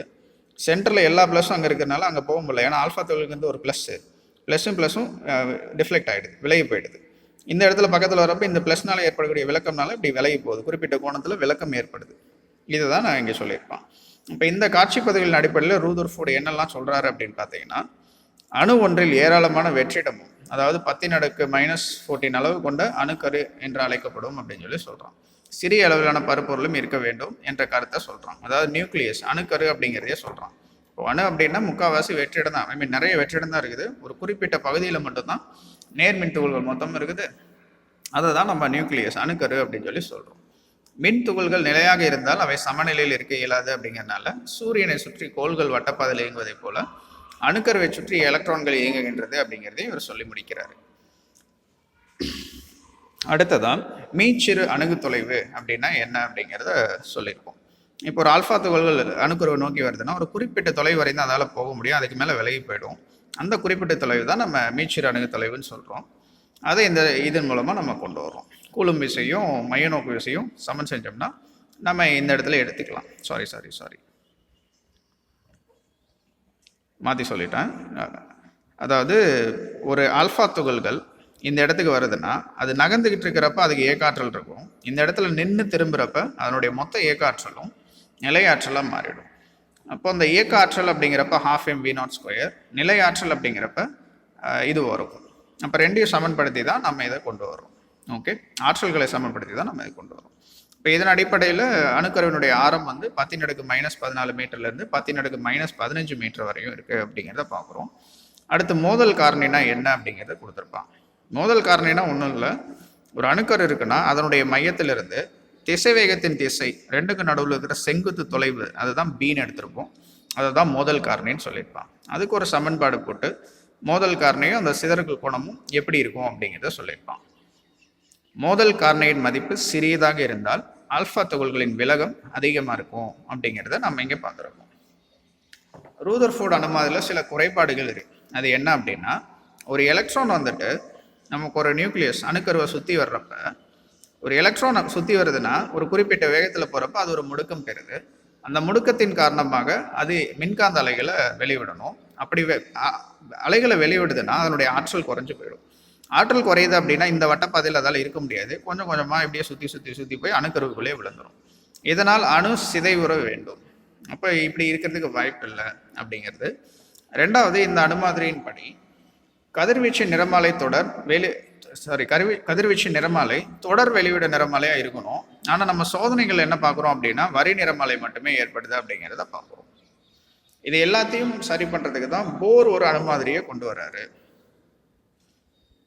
போர் அணுமாதிரியில் என்ன சொல்கிறாங்க அப்படின்னா ரூதர்ஃபோர்டு தான் எடுத்துக்கிறார் அவரும். அதில் சில மாற்றங்களை மட்டும் கொண்டு வர்றார். வட்டப்பாதையில் எலக்ட்ரான் இயங்க தேவையான மையநோக்கு விசையை கூலும் விசை கொடுக்குது அப்படிங்கிறாரு. ஏன்னா இது ப்ளஸ் மைனஸு. இப்போ வட்டப்பாதையில் அது இயங்கிறதுக்கு தேவையான விசை கூலும் விசை கொடுக்குது. அணுவில் உள்ள எலக்ட்ரான்கள் குறிப்பிட்ட சில தனித்தனியான பாதைகளில் மட்டும்தான் செல்லுது. அது அனுமதிக்கப்பட்ட சுற்றுப்பாதைகள், நிலைத்தன்மை பெற்ற சுற்றுப்பாதைகள் சொல்லுவோம். அந்த குறிப்பிட்ட பாதைகளில் சுற்றி வர்றப்ப ஒரு எலக்ட்ரானுடைய எல் மதிப்பானது ஆங்குலர் மொமெண்டம்னு சொல்லுவாங்க, கோண உந்தம், அதனுடைய மதிப்பு வந்துட்டு n டைம்ஸ் h/2π தான் இருக்கும் அப்படிங்கிறத சொல்லியிருப்பான். இங்கே சொல்லியிருப்பாங்க நிலைத்தன்மை பெற்ற சுற்றுப்பாதையில் உள்ள எலக்ட்ரானின் கோண உந்தத்தின் மதிப்பானது குவாண்டம் படுத்தப்பட்டுள்ளது. அதாவது அதன் மதிப்பு இப்படி தான் இருக்கும் அப்படின்னு சொல்லியிருப்பான். அடுத்து எலக்ட்ரானுக்கு அலைப்பண்பு எடுத்துக்கிட்டிங்க அப்படின்னா அதை சுற்றி வர வட்டப்பாதையில் அதனுடைய டி ப்ரோக்லி அலைநீளத்துடைய மதிப்பு n டைம்ஸ் லாம்டாங்கிறது தான் அந்த சர்கம்ஃபரன்ஸாக இருக்கும். அந்த குறிப்பிட்ட வட்டப்பாதையினுடைய சர்கம்ஃபரன்ஸாக இருக்கும். இப்போ 2πr = n லாம்டா அப்படிங்கிறதுக்கு வர்றாங்க. லாம்டாவோட மதிப்பு இங்கே போட்டிங்கன்னா mvr = nh/2π வரும். இப்போ L mvr நமக்கு தெரியும். அப்போ இந்த இதுலேருந்து நம்ம என்ன சொல்லணும்னா போர் என்ன சொன்னாரோ ஆங்குலர் மொமெண்டம் கோண உந்தம் nh/2π சொன்னதை மறுபடியும் நம்ம நிரூபிக்கிறோம். அடுத்து ஒரு எலக்ட்ரான் ஒரு வட்டப்பாதையிலேருந்து இன்னொரு வட்டப்பாதைக்கு போகுது அப்படின்னா ரெண்டுக்கு நடுவில் இருக்கிற ஆற்றல் வேறுபாடு ஒரு ஃபோட்டானாக வெளிவிடும். அந்த ஆற்றல் மாறுபாடு E இறுதி மைனஸ் E தொடக்கம் வந்து hν அப்படிங்கிறதையும் போர் அணுமாதிரி சொல்லுது. எலக்ட்ரான் சுற்றுப்பாதையின் ஆரம் மற்றும் திசைவேகம் அப்படின்னு பார்க்குறோம். ஒரு எலக்ட்ரான் ஒரு வட்டப்பாதையில் சுற்றி வர்றப்ப ஒரு அணுக்கருவை சுற்றி அதனுடைய ஆரம் என்னவாக இருக்கும், அந்த வட்டப்பாதையினுடைய ஆரம் என்னவாக இருக்கும், அதனுடைய திசைவேகம் என்னவாக இருக்கும்னு பார்க்குறோம்.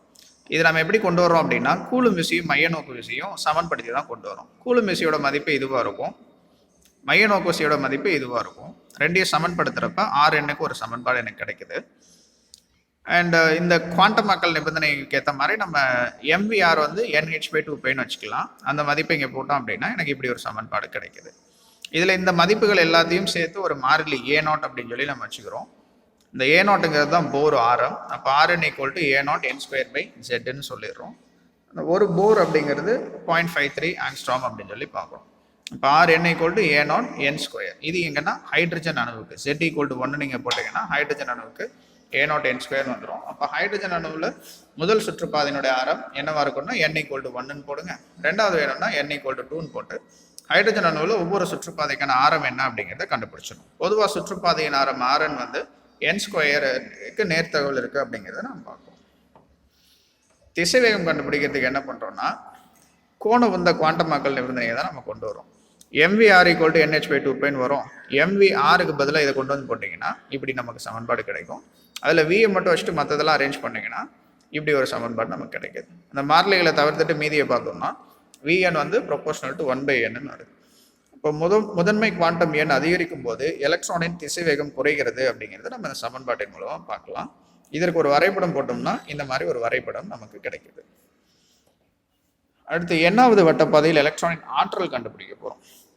பொதுவாக எலக்ட்ரானின் ஆற்றலில் மொத்த ஆற்றல் அப்படிங்கிறது இயக்க ஆற்றலும் நிலை ஆற்றல் இவைகளுக்கு இடையேயான கூடுதலாக தான் இருக்க போகுது. முதல்ல நாம் நிலை ஆற்றல் என்னவா இருக்கும் அப்படிங்கிறத போட்டு அதில் Rn மதிப்பை பிரதியிட்டு ஒரு சமன்பாடை கொண்டு வர்றோம். இயக்க ஆற்றல் 12 mv² தெரியும், அதில் Vn மதிப்பு போட்டு ஒரு சமன்பாடை கொண்டு வர்றோம். இது ரெண்டையும் ஒப்பிட்டு பார்க்கும் பொழுது UN = -2KEN வந்துடுது. இப்போ மொத்த ஆற்றல் வேணுங்கிறப்ப ரெண்டையும் கூட்டினா -KEN போட்டுரும். இப்போ KEN என்ன அப்படிங்கிறது நமக்கு தெரியும், அதில் ஒரு மைனஸை மட்டும் போட்டுக்கிட்டோம்னா அதுதான் மொத்த ஆற்றலாக இருக்க போகுது. ஹைட்ரஜன் அணுவுக்கு அப்படிங்கிறதுனால செட்டோட மதிப்பு 1, அது போட்டோம்னா இப்படி ஒரு சமன்பாடு நமக்கு கிடைக்குது. அண்ட் இதில் மாறிலிகள் எல்லாத்தோட மதிப்பையும் நான் பிரதியிட்டேன் அப்படின்னா எனக்கு -13.6 வரும். அதை ஜூல்லேருந்து எலக்ட்ரான் வோல்ட்டுக்கு நம்ம மாற்றிட்டோம் அப்படின்னா -13.6 வரும். அப்போ En = -13.6/n² எலக்ட்ரான் வோல்ட். இது ஹைட்ரஜன் ஆட்டம்க்கு பொதுவான சமன்பாடு. இப்போ முதல் சுற்றுப்பாதைக்கு நம்ம வேணும்னா என்னோட மதிப்பு 1ன்னு போட்டுக்கணும், ரெண்டாவதுக்கு வேணும்னா என்னோட மதிப்பு 2ன்னு போட்டுக்கணும், அப்படியே ஒவ்வொரு ஆற்றல் வட்டப்பாதையினுடைய ஆற்றல் என்ன, சுற்றுப்பாதையினுடைய ஆற்றல் என்ன அப்படிங்கிறத தெரிஞ்சுக்கலாம். இதுலேருந்து நம்ம என்ன தெரிஞ்சுக்கிறோம்னா, அடிநிலையின் ஆற்றலை விட முதல் கிளர்வு நிலையின் ஆற்றல் அதிகமாக இருக்குது அப்படிங்கிறத தெரிஞ்சுக்கிறோம். ஏன்னா -13.6ங்கிறது ரொம்ப ரொம்ப கம்மி. 13.6 அதிகமாக இருக்கலாம் இதை கம்பேர் பண்ணுறப்ப. ஆனால் இது மைனஸில் இருக்கிறனால, மைனஸில் அதிக வேல்யூனா அதுதான் இருக்கிறதுலே கம்மியான வேல்யூ. அதை வச்சு இங்கே சொல்லி முடிச்சிருப்போம். இந்த -13.6 எலக்ட்ரான் வோல்ட்டுங்கிறது தான் ஒரு ரிட்பர்க் அப்படின்னு சொல்லி நம்ம எடுத்துக்கிறோம். அடுத்ததாக முதன்மை குவாண்டம் எண்ணின் மதிப்பு அதிகரிக்கும் போது கிளர்ச்சி நிலைகளின் ஆற்றல் மட்டங்கள் நெருக்கமாக உள்ளதை பார்க்கணும் அப்படின்னு சொல்லி கொடுத்துருப்பான். இந்த படத்தில் பாருங்கள், ஹைட்ரஜன் அணுவின் ஆற்றல் மட்டங்கள் n = 1 -13.6 எலக்ட்ரான் வோல்ட் போட்டிருப்பாங்க. n = 2 இங்கே இருக்குது, 3, 4, 5 அப்படியே முடிவுலி மதிப்படியே போகுது. இப்போ n = 1க்கும் 2க்கும் நடுவில் இவ்வளோ கேப் இருக்கும். ஆற்றல் வேறுபாடு ரொம்ப அதிகமாக இருக்கும். ஆனால் மேலே போக போக ஒரு ஆற்றல் மட்டத்துக்கு இன்னொரு இதுக்கும் நடுவில் இருக்கக்கூடிய ஆற்றல் வேறுபாடு ரொம்ப கம்மியாகுது அப்படிங்கிறத சொல்லி முடிச்சிருப்பான். And that's the end of this session, my dear students. If you have any doubts, please feel free to contact your respective teachers. Thank you. நன்றி.